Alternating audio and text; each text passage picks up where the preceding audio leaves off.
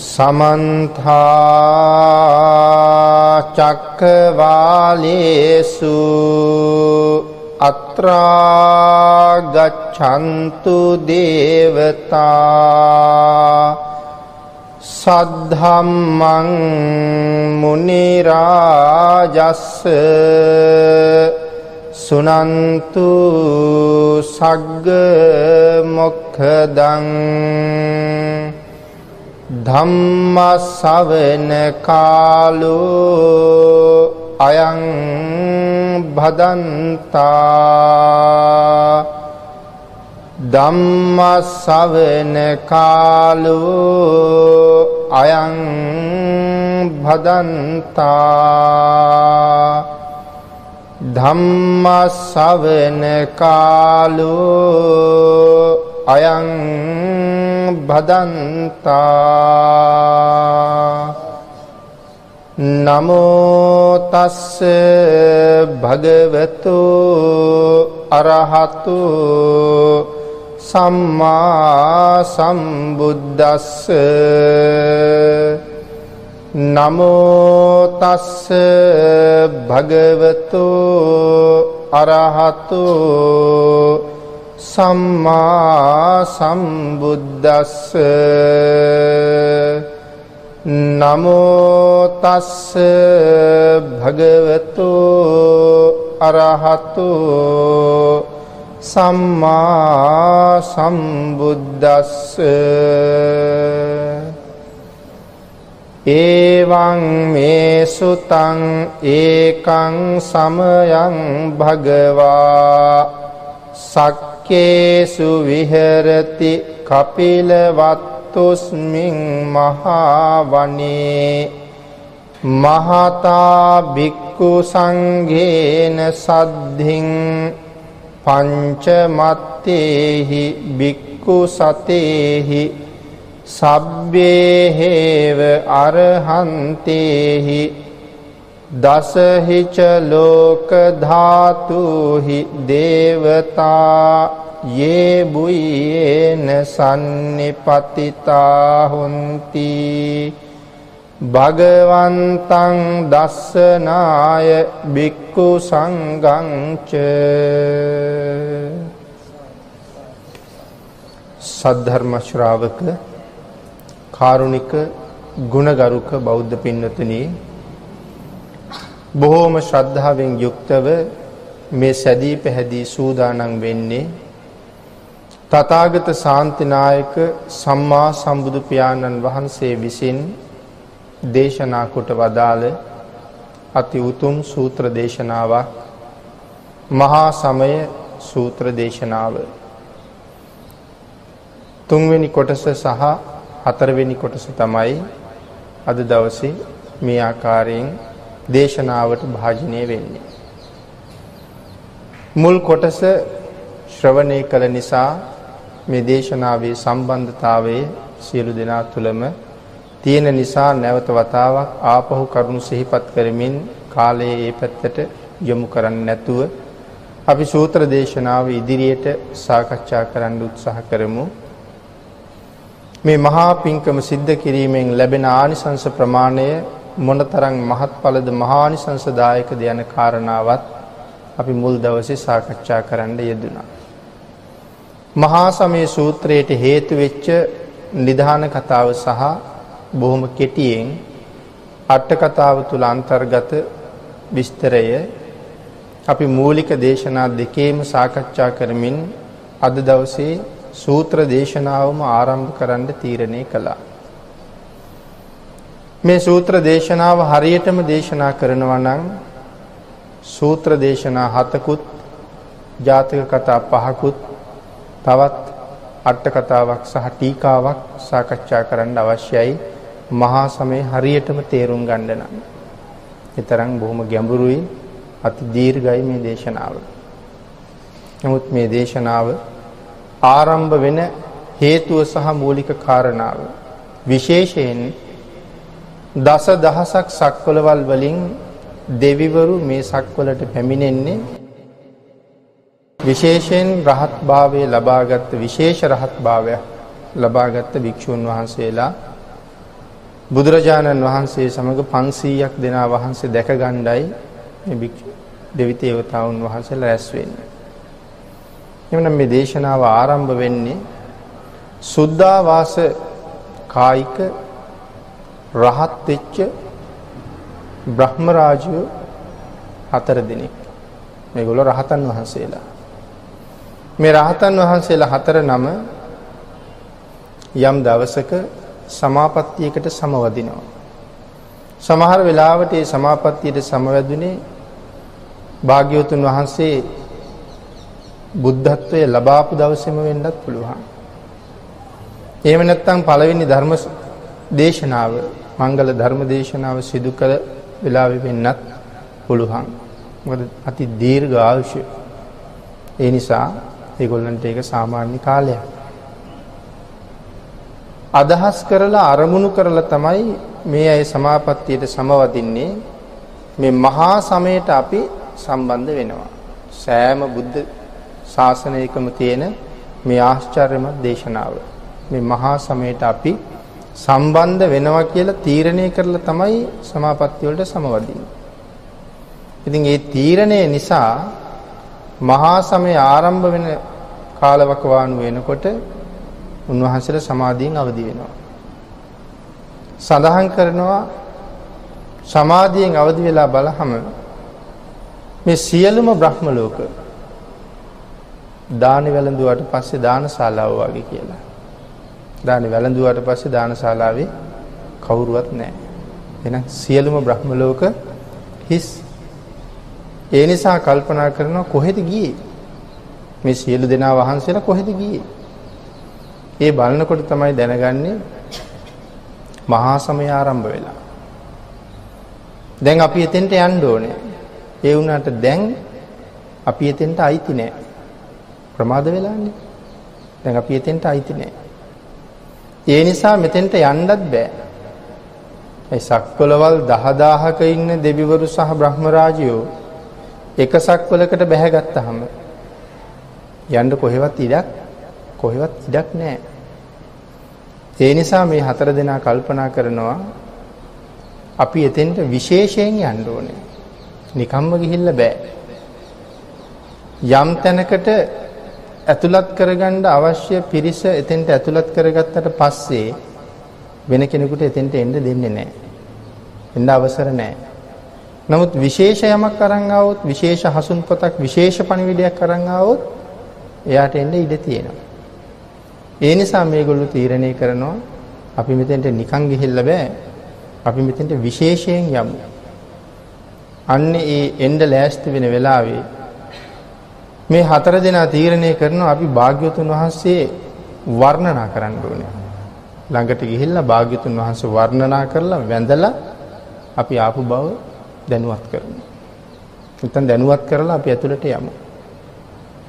ඉතින් එතනින් තමයි මහා සමය ආරම්භ වෙන්නේ. සක්වලවල් 10000කින් බොහෝ සෙයින් රැස් වෙන්නේ මේ විශේෂ වූ භික්ෂුන් වහන්සේලා 500 දැක බලා ගන්න. ඉතින් උන්වහන්සේලා විශේෂ වෙන්නේ ඇයි කියන කාරණාව අපි මුලින් සාකච්ඡා කෙරුවා. මොනතරම් ආශ්චර්යමත්ද? දවසේ පැය 24ම භාග්‍යවතුන් වහන්සේගේ එක වචනයක් අහක දාන්න නැතුව ජීවිතේ ගෙවන අය. ඉතින් එහෙම අයට තමයි මහා සංඝ කියලා කියන්නේ. භාග්‍යවතුන් වහන්සේගේ දේශනාවේ එක අල්ප මාත්‍රයක් අහක දාන්නේ නැහැ මුළු පැය 24ම. නම් මුළු ජීවිත කාලෙම එහෙමයි. ඉතින් මේ 4 දෙනා තවත් සුවිශේෂී මේ 500 දෙනා 500 දෙනාම ඔටුනු පලන් රජවරු නිසා. බොහෝ සෙයින් රැස් වුණා කියලා සඳහන් කරනවා සුළු පිරිසක් නෙවෙයි. මේ රැස් වුණ පිරිස සුළු පිරිසක් නෙවෙයි. මෙතෙන්ට ආපු නැති බ්‍රහ්ම රාජයෝත් ඉන්නවා. සම්බන්ධ වෙච්ච නැති අය. ඒ තමයි අසඤ්ඤ සත්වයේ අය සම්බන්ධ වෙන්නේ නැහැ. මොකද උන්වහන්සේලා ගාව හිත නැහැ. හිත නැති බඹලෝ අය සම්බන්ධ වෙන්නෙත් නැහැ. රූපාවචර බ්‍රහ්ම ලෝකවල ඉන්න අය සම්බන්ධ වෙන්නෙත් නැහැ. හිත තියෙනවා රූප නැහැ. ඒ අය සම්බන්ධ වුණෙත් නැහැ කියනවා. ඊට අමතරව විවිධ සමාපත්තීන්ට සමවැදිච්ච අය සම්බන්ධ වෙන්නේ නැහැ. මාර්ගඵලලාභී අනාගාමී රහත් වෙච්ච සමාපත්තීන්ට සමවැදිච්ච අය උන්වහන්සේලා දන්නේ නැහැ මොකවත් ලෝකේ කෙරෙනවද නැද්ද කියලා. මේ සමාපත්තියට බැහැගෙන ඉන්න නිසා. ඒ නිසා උන්වහන්සේලා සම්බන්ධ වෙන්නේ නැහැ. අසඤ්ඤ සත්වයේ සහ අරූප ලෝකවල අය හැර සමාපත්තීන්ට සමවැදිච්ච දිව්‍ය බ්‍රහ්ම රාජ්‍යය හැර මේ සක්වලවල් 10000ක මෙතෙන්ට පැමිණිච්ච නැති කෙනෙක් නැහැ කියලා තමයි සඳහන් කරන්නේ. ඉතින් භාග්‍යතුන් වහන්සේ පැහැදිලි කරනවා මහා වනේ කපිලවස්තුපුර මහා වනේ හාත්පසින්ම පිහිටපු දෙවිවරු මේ ප්‍රකාශය කරනකොට මහා වනේ හාත්පස පිහිටපු සියලුම දෙවිවරු හෙළවෙනවා කියලා. මේ මහා වනේ හාත්පස ගියාම මේ පහළ ඉන්න අය. දේව නගර සඳහන් කරනවා 63000ක් විතර. මහා වනේ හාත්පස දේව නගර 63000ක් පමණ මේ සියලු දෙනාම සෙලවෙනවා. ඒ නිසා තමයි මේගොල්ලෝ අවදි වෙන්නේ මහා වනේ මහා සමයට සම්බන්ධ වෙන්න. දැන් එතකොට දේව නගර 63000ක් කියලා කියහම සුළු පිරිසක් නෙවෙයි එතනම. අති විශාලතර වූ පිරිසක් ඒ වටේට එකතු වෙනවා කියලා සඳහන් වෙනවා.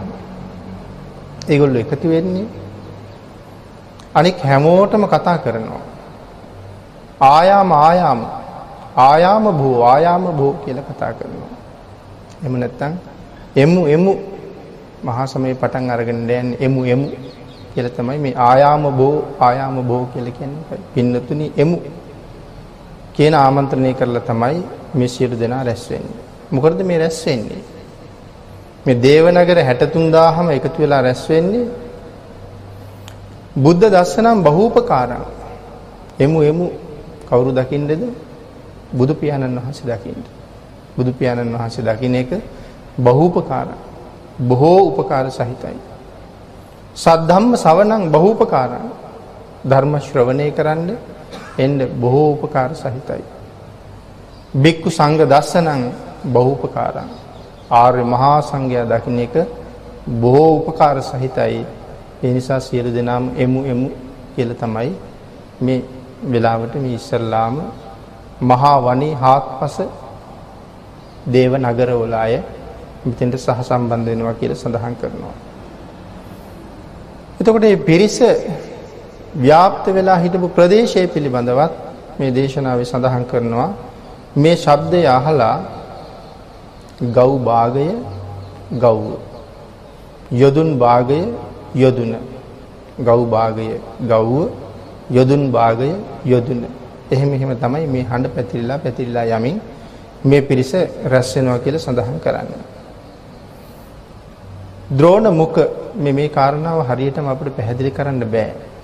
මේ ද්‍රෝණ මුඛ කියන කාරණාව රැස් වෙන හැටි රැස් වෙන පිරිස සඳහන් කරනවා 99 ලක්ෂයක් ද්‍රෝණ මුඛ වලින් පැමිණියා කියලා. 99 ලක්ෂයක් ද්‍රෝණ මුඛ.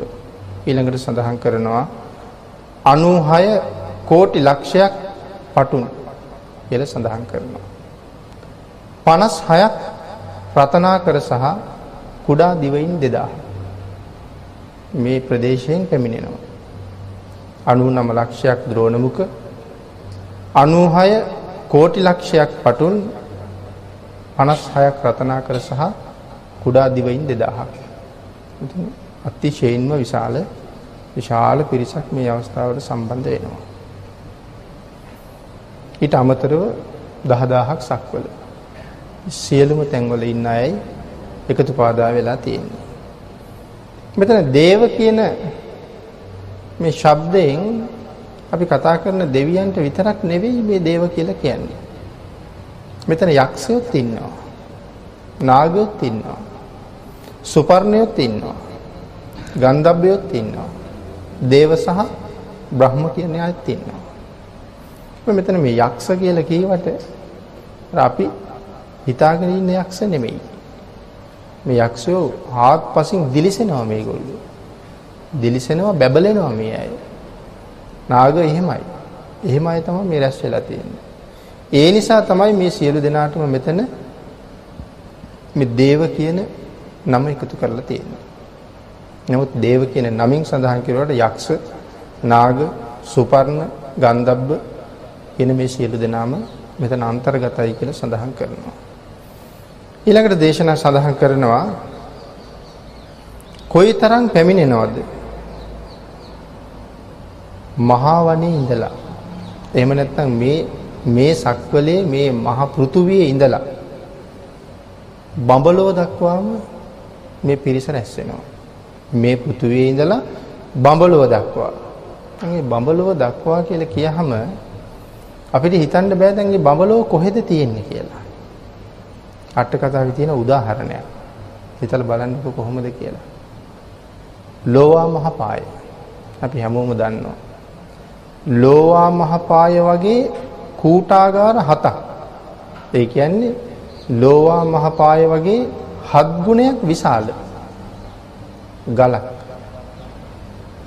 බඹලොවට ගෙනහිල්ලා බඹලොවදී ඇතෑරියොත් ලෝවා මහපාය වගේ 7 ගුණයක් විශාල ගලක් බඹලොවට ගෙනහිල්ලා බඹලොවදී බිමට අතහැරියොත් ඒ ගල මනුස්ස ලෝකේ බිමට වැටෙන්න මාස 4ක් යනවලු. හිතා ගන්න ප්‍රමාණය. මෙතරම් විශාල ගල බඹලොවින් ඇතෑරියාම මනුස්ස ලෝකෙට වැටෙන්න මාස 4ක් යනවා. ඒ කියන්නේ එහෙනම් බ්‍රහ්ම ලෝකේ තියෙන්නේ ඒ තරම් ඈත.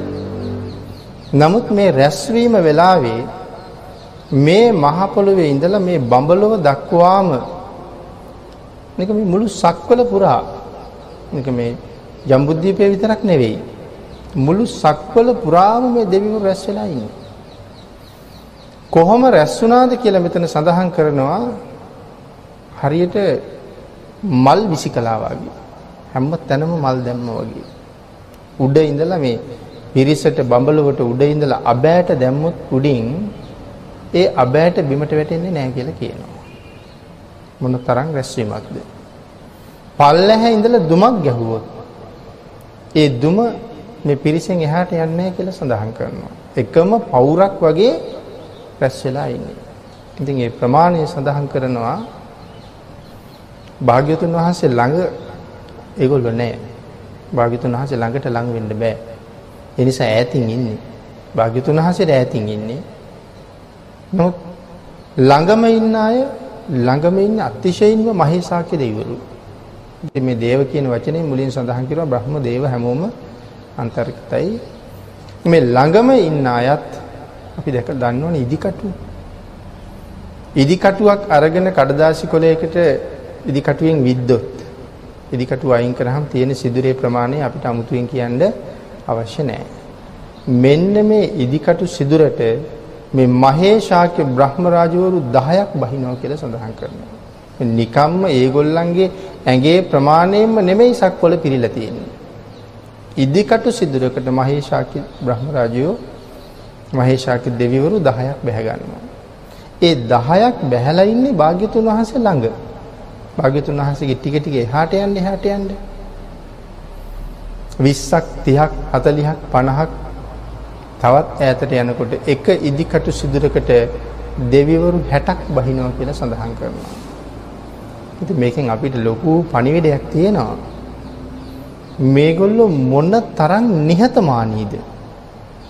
අපි වාහනයක ගමනක් යන්න ගිහිල්ලා හරියට සීට් එකේ ඉඩ ටිකක් මදි වුණොත් අපි සමහරට අමනාප වෙලා බැහැලා යනවා. මේ ඉඩ නැතුව යන්න කීවේ කියලා. නමුත් මේ අපි වාගේ අය ගැනද මේ කතා කරන්නේ? නෑ මේ මහේශාක්‍ය බ්‍රහ්ම රාජ්‍යය සමහරවිට මෙතන රහතන් වහන්සේලා අනාගාමීන් වහන්සේලා මෙහෙම අය මෙතන ඉන්නේ. තමන්ගේ ශරීරේ චූටි කරගෙන ඉතින් ඉදිකටු සිදුරකට 10ක් බැස්සා කියහම මේ කය මොන තරම් චූටි කරන්නද? ඉදිකටු සිදුරට සමහරවිට නූල් කැලි 10ක්වත් දාන්න බැරි තරම්. කය ඊටාම කුඩා කරගෙන තමයි මෙතෙන්ට බැහැලා ඉන්නේ. ඉතින් එතකොට එහෙම සිදුරට ඈතට යන්න 30ක් විතර බැහැගත්තා කියලා කියහම මෙහෙම කුඩා වෙවි බැහැලා තමයි මේ දුමක් ගැහුවොත් දුමවත් යන්නේ නැති වෙන්න පිරিলা තියෙන්නේ. ඒ තරම් අසීමාන්තික රැස්වීමක් මේක. ඊළඟට සඳහන් කරනවා භාග්‍යතුන් වහන්සේ ගාව කවුරුවත් නැහැ. මහේශාක්‍ය බ්‍රහ්ම රාජයන්ට ටික ටික ඉඩ තියෙනවා. එහෙනම් ඒගොල්ලන්ට එන්න ටික ටික ඉඩ තියෙනවා. පිරිස කොච්චර හිර වෙලා පිරීලා හිටියත් රජ්ජුරු වෙනවා කියලා කිව්වොත් කොච්චර පිරීලා හිටියත් ඉඩ හම්බ වෙනවා. ඒ වගේ මේ මහේශාක්‍ය බ්‍රහ්ම රාජවරු වෙනකොට ඒගොල්ලන්ට ඉඩ හම්බ වෙනවා කියලා සඳහන් කරනවා. සුද්ධාවාස කායික බ්‍රහ්ම රාජ්‍යව 4 දෙනෙක් තමයි ඊළඟට එන්න මුල පුරන්නේ කියලා අපි සඳහන් කළා. එහෙනම් සුද්ධාවාස කියලා කියන්නේ අවිහාතප්ප සුදස්ස සුදස්සි අකනිට්ටක සුද්ධාවාස 5යි. මේ බ්‍රහ්ම ලෝක 5ෙම ඉන්නේ සියලු දෙනාම රහතන් වහන්සේලා. බ්‍රහ්ම ලෝක 5ම ඉතා දීර්ඝ කාලීන ආයුෂ තියෙන මහා කල්ප ගණන් ආයුෂ තියෙන බ්‍රහ්ම රාජ්‍යය තමයි මේ සුද්ධාවාස වල ඉන්නේ.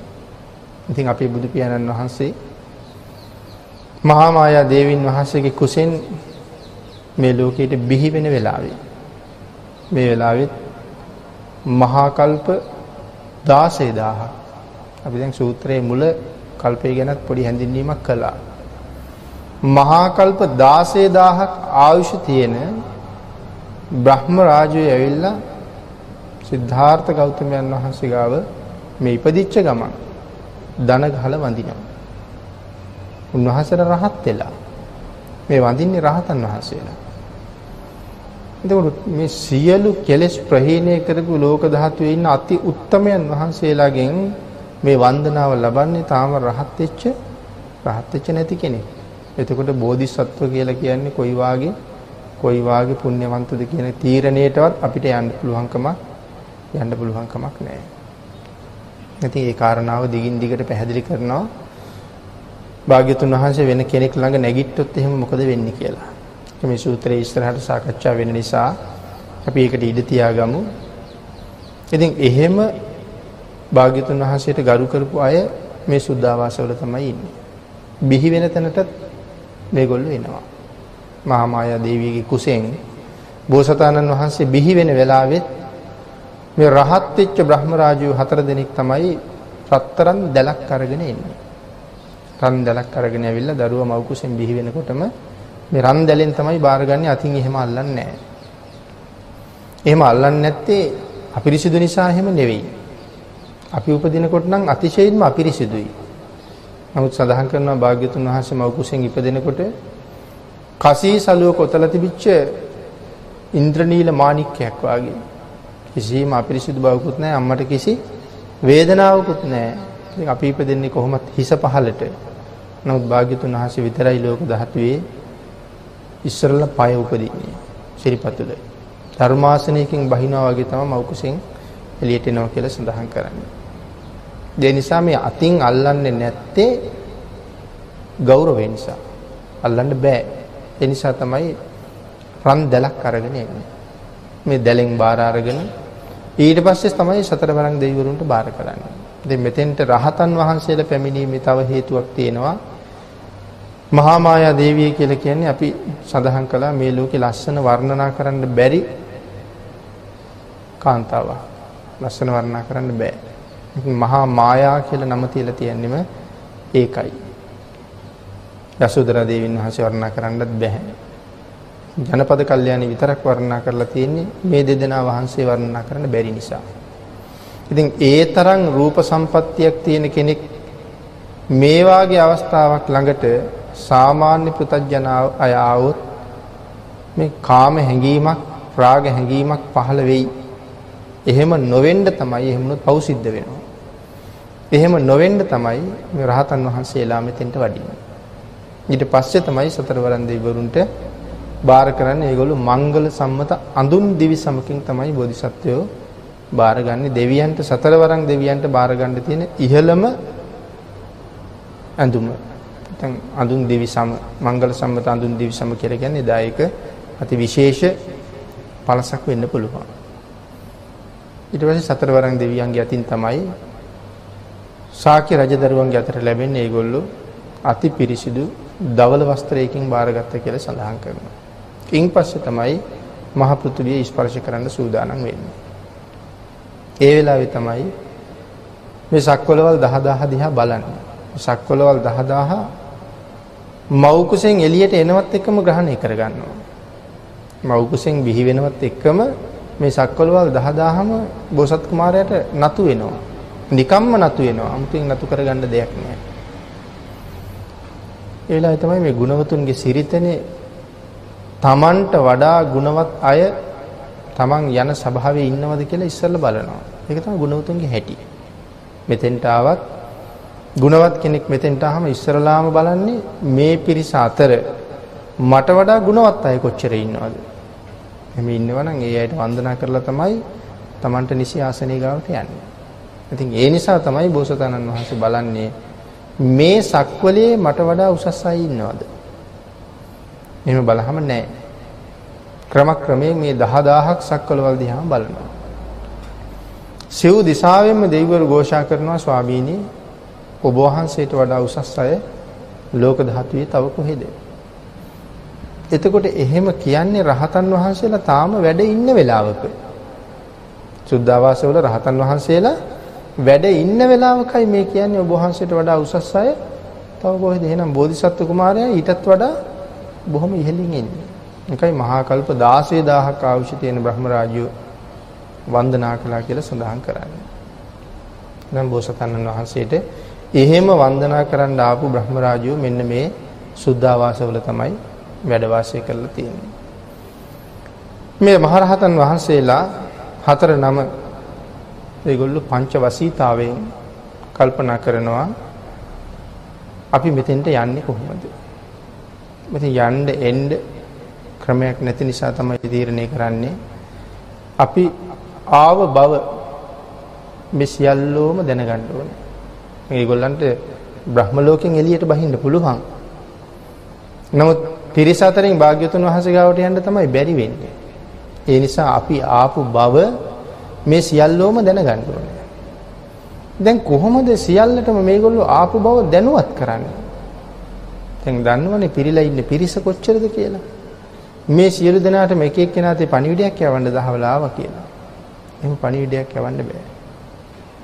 ඒ නිසා මේ අය ඇවිල්ලා පෙරදිගින් බැහැ ගන්නවා එක්කෙනෙක්. 4 දෙනා 4 පැත්තෙන් බැහැ ගන්නවා. එකපාරම භාග්‍යතුන් වහන්සේ ගාවට යනවත් නෙවෙයි. මොකද මේගොල්ලන්ට එකපාරම ගිහිල්ලා භාග්‍යතුන් වහන්සේ ගාව පහළ වෙන්න බෑ. එහෙම ශක්තිය නැහැ. භාග්‍යතුන් වහන්සේ ගාව ළඟ ගිහින් ඉස්සරහ පහළ වෙන්න ශක්තිය නැහැ. එතෙන්ට යන්න ඕනේ ක්‍රමක්‍රමයෙන්. නමුත් අපි ආවා කියන එක දැන් මේ සියල්ලන්ට දැනුවත් කරන්න ඕනේ. ඒ නිසා සඳහන් කරනවා මේ පෙරදිගින් බැහැ ගන්න බ්‍රහ්ම රාජයා නීලකසිනේට සමවදිනවා කියලා. මොකද මේ නීලකසිනේට සමවදිනවා කියලා කියන්නේ? පෙරදිගින් බැහැගෙන මේ සියලුම දෙව් පිරිස සක්වල පුරා බඹලෝ දක්වා පැතිරලා ඉන්න සියලුම දෙව් පිරිස නිල් පාටින් වහනවා. නීලකසිනේට සමවදිනවා කියලා කියන්නේ. එතකොට හිතන්න ඕනේ මේ බ්‍රහ්ම රාජයා සුළුපටු කෙනෙක්ද? නිකන් අර නිල් පාට ආලෝකයක් අපි මේ විදුලි ආලෝකයක් පැෂර් ලයිට් එකකින් විදුලියක් නිල් පාට එළියක් යවුවා වගේ වහනවා කියලා නෙමෙයි සඳහන් වෙන්නේ. තනිකරම ලෝකයේ තියෙන ඉහළම වස්ත්‍රයක්. මේ වස්ත්‍රයේ මතු පිට සම්පූර්ණ නිල් මැණික් වලින් අතුරලා තියෙන සම්පූර්ණ වස්ත්‍රයම. මෙන්න මෙවන් වස්ත්‍රයකින් මේ මුළු දිව්‍ය පිරිසම වැහුවා වගේ ආලෝකයක් තමයි පතුරන්නේ. නිල් මැණික් වලින් වැහුවා වගේ ආලෝකයක් තමයි උදාහරින්නේ. ඉතින් සියලුම දේවගණයා මේ ආලෝකයෙන් වැහෙනවා. ඒ කියන්නේ එතකොට හිතන්න වෙනවා මේ ඉන්න සියලු පිරිසම වහන්න පුළුවන්. ඒ කියන්නේ ඒ අයට වඩා බොහොම උසස් වෙන්න පුළුවන් මේ 4 දෙනා. ඉතින් එතකොට දැනගන්නවා හැමෝම අහවල් බ්‍රහ්ම රාජයා ඇවිල්ලා කියලා. හැබැයි ඉතින් මේ සියලු දෙනාම ආලෝකයෙන් වහනවා මිසක් මේ ආලෝකයේ භාග්‍යතුන් වහන්සේගේ නම් අහලකටවත් එන්නේ නැහැ. එහෙම එන්න බෑ. භාග්‍යතුන් වහන්සේගේ බුද්ධ රශ්මිය තරම් ප්‍රබල නෑ ඒ කිසි ආලෝකයක්. ඒ නිසා භාග්‍යතුන් වහන්සේ ළඟට එන්නේ නෑ. නමුත් දේවගණයා සියලු දෙනාම ආලෝකයෙන් වහනවා. ඊළඟට අනිත් පැත්තෙන් ඇවිල්ලා බහ ගන්නවා තවත් දිව්‍ය රාජේ දකුණු පැත්තෙන් එයා සමවදින්නේ පීත කසිනේට. මෙයා ආව බව කියලා ඉවරුණාට පස්සේ මෙයා පීත කසිනේට සමවැදිලා මේ බ්‍රහ්ම රාජයන් වහන්සේ මුළු සියලුම දේවගණයා රත්තරන් පාට එළියකින් වහනවා. තනිකරම ඝන රත්තරන් සලුවකින් වැහුවා වගේ තමයි වහන්නේ. නිකන් මේ මේ ආලෝකය බලහම නිකන් ඝනකම් සහිතයි වගේ. නිකන් එළියක් වගේ නෙමේ. එහෙම ආලෝකයෙන් තමයි වහලා දාන්නේ. රත්තරන් පාටින්. අනික් බ්‍රහ්ම රාජයා බටහිර පැත්තෙන් බැහැ ගන්න කෙනා උන්වහන්සේ ලෝහිත කසිනියටයි සමවදින්නේ. එයා මුළු දේව ගණයම රත්තරන් පාටින් වහලා ඉවරලා මමත් ආවා කියලා සියලු දෙනාට දැනුවත් කළාට පස්සේ උන්වහන්සේ ලෝහිත කසිනියට සමවැදිලා මේ සියලු දෙනාම රතු පළසකින් වැහුවා වගේ සියලු දෙනාටම මේ ආලෝකය පතුරවනවා. ඉතින් මේ හැම වෙලාවෙම මේක හිතේ තියෙන්න ඕනේ මේ බ්‍රහ්ම ලෝකයේ දක්වා නැත්නම් බඹලෝ ඉඳලා පෘථිවි තලයේ දක්වා අපි කීව දුර අර මහ විශාල ගල මනුස්ස ලෝකෙට එන්න මාස 4ක් යනවා. මෙන්න මේ තරම් භූමිය මේ වහන්නේ. එසේ මෙසේ භූමියක් එහෙම නෙවෙයි මේ ආලෝකයෙන් වහන්නේ. ඒක හොඳට අමතක නොකර මතක තියාගන්න ඕනේ. ඉතින් ලෝහිත කසිනෙන් වහලා දානවා. අනික් බ්‍රහ්ම රාජයා බටහිර පැත්තෙන් බැහැ ගන්නවා. ඕදාත කසිනේට සමවදිනවා. සුමන මල්. ඒ කියන්නේ සුදු මල්. ඕදාත කියන්නේ සුදු. ඕදාත කසිනේට සමවැදිලා සම්පූර්ණ මිස්සෙලු දෙනාම සුදුම සුදු පාට රෙද්දකින් වැහුවා වගේ සුදු ආලෝකයෙන් මේ සියලු දෙනාම වහනවා. දැන් එතකොට හතර දෙනාම හතර පැත්තෙන් බැහැලා අපි ආවා. අපිත් සම්බන්ධ වුණා කියලා දැනුවත් කිරීම කරලා තියෙනවා. දැන් මේගොල්ලෝ භාග්‍යතුන් වහන්සේ ගාවට වන්දනාවට යනවා. ගිහිල්ලා බුදු පියාණන් වහන්සේ ළඟ ගිහිල්ලා එකපාර පහළ වෙන්න බෑ කියලා සඳහන් කළා. භාග්‍යතුන් වහන්සේට වන්දනා කරනවා. වන්දනා කරන්නේ විශේෂ ගාථා 4ක් මේගොල්ලෝ හදාගෙන යන්නේ. භාග්‍යතුන් වහන්සේට වන්දනා කරන්න. ඉතින් සඳහන් කරනවා මේ හදාගෙන ආපු ගාථාව එක එක්කෙනා සඳහන් කරන ගාථාවට වඩා අනිත් එක්කෙනා සඳහන් කරන ගාථාව මහත් වූ ආනුභාවයෙන් යුක්තයි ආනුභාව සහිතයි. පළවෙනි බ්‍රහ්ම රාජයා අතකෝ දේවතා භගවන්තං අභිවාදෙත්වා මේ දෙවිවරු භාග්‍යතුන් වහන්සේ ළඟට ඇවිල්ලා අභිවාදෙත්වා වන්දනා කරලා ඒක මන්තං අට්ටංසු ඒක මන්තං තිතාකෝ ඒකා දේවතා භගවන්තං සම්තිකේ ඉමං ගාතං අභාසි වන්දනා කරලා ළඟ ඉඳගෙන එක බ්‍රහ්ම රාජයේ භාග්‍යතුන් වහන්සේ ළඟ ඉමං ගාතං අභාසි මෙන්න මේ ගාතාව සඳහන් කරනවා. මේක තමයි මෙතෙන්ට එන්න පාවිච්චි කරගෙන ආපු ක්‍රමය. භාග්‍යතුන් වහන්සේත් වර්ණනා කරමු කියලා හදාගත්ත පළවෙනි කෙනාගේ ගාතාව. ඒ කියන්නේ මේ නීල කසිනියට සමවැදිච්ච කෙනා වෙන්න ඕන. මොකද පළවෙනියෙන් සඳහන් කරන්නේ නීල කසිනිය ගැන. මහා සමයෝ පවනස්මින් දේව කායා සමාගතා ආගතම්හ ඉමං ධම්ම සමයං දක්කිතායේ අපරාජිත සංගන්ති මහා සමයෝ පවනස්මින් මෙතන පවන කියලා සඳහන් කරන්නේ කැලේට මහා වනේ ඒක තමයි මේ මහා සමය කියලා මහා සමයෝ පවනස්මින් මේ පිරිස රැස් වෙලා ඉන්න මේ වනයේ මහා වනයේ පවන කියලා කියන සඳහන් කරන්නේ මහා වනයේ දේව කායා සමාගතා අති විශාලතර වූ දෙවියන්ගේ සමාගම රැස්වීම එහෙම නැත්නම් සමිතිය ආගතම්හ ඉමං ධම්ම සමයං මේ ධර්ම සාකච්ඡාව ඇති වෙන මේ සමයට මේ රැස්වීමට ආගතම්හ අපි පැමිණියා එයාවේ දක්කිතායේ අපරාජිත සංඝම්පි මේ අපරාජිත වූ සංඝයා වහන්සේ දැක ගැනීමත් සමගයි දැක ගැනීම නිසයි අපි මේ සපැමිණි ආගතම්හ දක්කිතායේ අපරාජිත සංඝම්ති අපරාජිත සංඝයා ඉතින් මේ අපරාජිත සංඝයා කියලා කියන්නේ කිසිම හේතුවකින් කාටවත් පරාද නැහැ අපරාජිතයි ඒකට තව කියනවා අපි අජානීයයි කියලා අපරාජිතයි පරාද නැහැ අජානීයයි බය නැහැ මොකද්ද මේ අජානීය කියන වචනේ තේරුම බය නැහැ කියන එක ඉතින් අපි අහලා තියෙනවා අජානීය අශ්වයෝ ඉතින් අශ්වයෝ විතරක් නෙමෙයි අජානීයේ ඉන්නේ අජානීය හස්තියෝ අජානීය වෘෂභයෝ එහෙම අය තියෙනවා ඉතින් මේගොල්ලෝ කොච්චර නිර්භයද සඳහන් කරනවා යම් තැනක හිටගෙන ඉන්න වෙලාවේ මේ හස්තියෙක් අශ්වයෙක් වෘෂභයෙක් පාද දෙක ගාව අකුණක් පිපුරුවොත් හැරිලා බලන්න යාළු මොකද්ද ඇහිච්ච සද්ද කියලා. ඒ තරම් නිර්භයයි කියලා සඳහන් කරනවා. ඉතින් මේ භික්ෂුන් වහන්සේත් අපරාජිතයි. අජානීයයි. ඉන්දියාවේ තිබුණා කුල හතරක්. මේ කුල හතරේ පහත්ම කුලේ තමයි ශුද්‍ර බැල මෙහෙවරකම් කරපු අය. ඉතින් බ්‍රාහමණයෙක්, ශාස්ත්‍රීයෙක්, වෛශ්‍යයෙක් පාරේනකොට ශුද්‍රයෙක් පාරේ හිටියොත් එහෙම කසපාර ගහනවා. මොකද ශුද්‍රයා දකින්න එක පවා අවාසනාවක්. ඒ නිසා මේ උසස් කුලවල අය පාරේ ඇවිල්ලා තියෙන්නේ සීනුවක් නාද කරමින්. ඒ සීනුවේ හඬ ඇහෙනකොට පාරේ ශුද්‍රයෝ ඉන්නවනම් දන්නවා උසස් කුලයක කෙනෙක් ඉන්නවා. කොහාට හරි කැලෑවකට අකුලකට පැනලා කොහොම හරි උඹස් ගැටයකට හරි මුවා වෙලා මේගොල්ලෝ යනකම් හැංගෙනවා. ඊට පස්සේ තමයි අය පාරට ඇවිල්ලා දැන් මේගොල්ලෝගේ කටයුත්ත පාරවල් සුද්ධ කරන එක, ඇලවල් සුද්ධ කරන එක, වැසිකිලි සුද්ධ කරන එක ඒවා තමයි ඒගොල්ලන්ගේ රැකියාව පහත්ම පන්තියේ තියලා තියෙන්නේ. ඉතින් සුනීතත් එහෙම කෙනෙක්. කසල සෝදකයෙක් නෙමෙයි. ඉතින් භාග්‍යතුන් වහන්සේ එන බව දැනිලා සුනීතත් ඉක්මනට පාරෙන් අයින් වෙනවා මේ. අයින් වෙලා හැංගෙනවා. නමුත් බුදු පියාණන් වහන්සේ එදා වඩින්නේ සුනීතට පිහිට වෙන්නේ. සුනීත පිටට එහා පැත්තේ ඉන්නේ. නමුත් භාග්‍යතුන් වහන්සේ කතා කරනවා. භාග්‍යතුන් වහන්සේට නොපෙනී මේ ලෝකේ කිසි කෙනෙකුට හැංගෙන්න තැන නැහැ. ඒ නිසා කතා කරලා එන්න කියලා සුනීත කැමති නැද්ද පැවිදි වෙන්න? සුනීතට මොන තරම් සතුටක් ඇති වෙන්නේ නැද්ද? සුනීත කියනවා ස්වාමීනි කවුද මම පැවිදි කරන්නේ? මම පැවිදි කරන්නම් කියලා තමයි එක ගිහිල්ලා පැවිදි කරන්නේ. සුනීත රහත් වෙනව නොබෝ කාලෙකින්. අන්න ඒ රහත් වුණාට පස්සේ ඒ කතාව කියන්නයි මෙතෙන්ට ආවේ. මහා බ්‍රහ්ම රාජයා සක්වලවල් 10000ක් සක්වලවල් 1000ක් මේ මහා බ්‍රහ්මයාගේ ඇඟෙන් විහිදෙන ආලෝකයෙන් ආලෝකමත් කරනවා.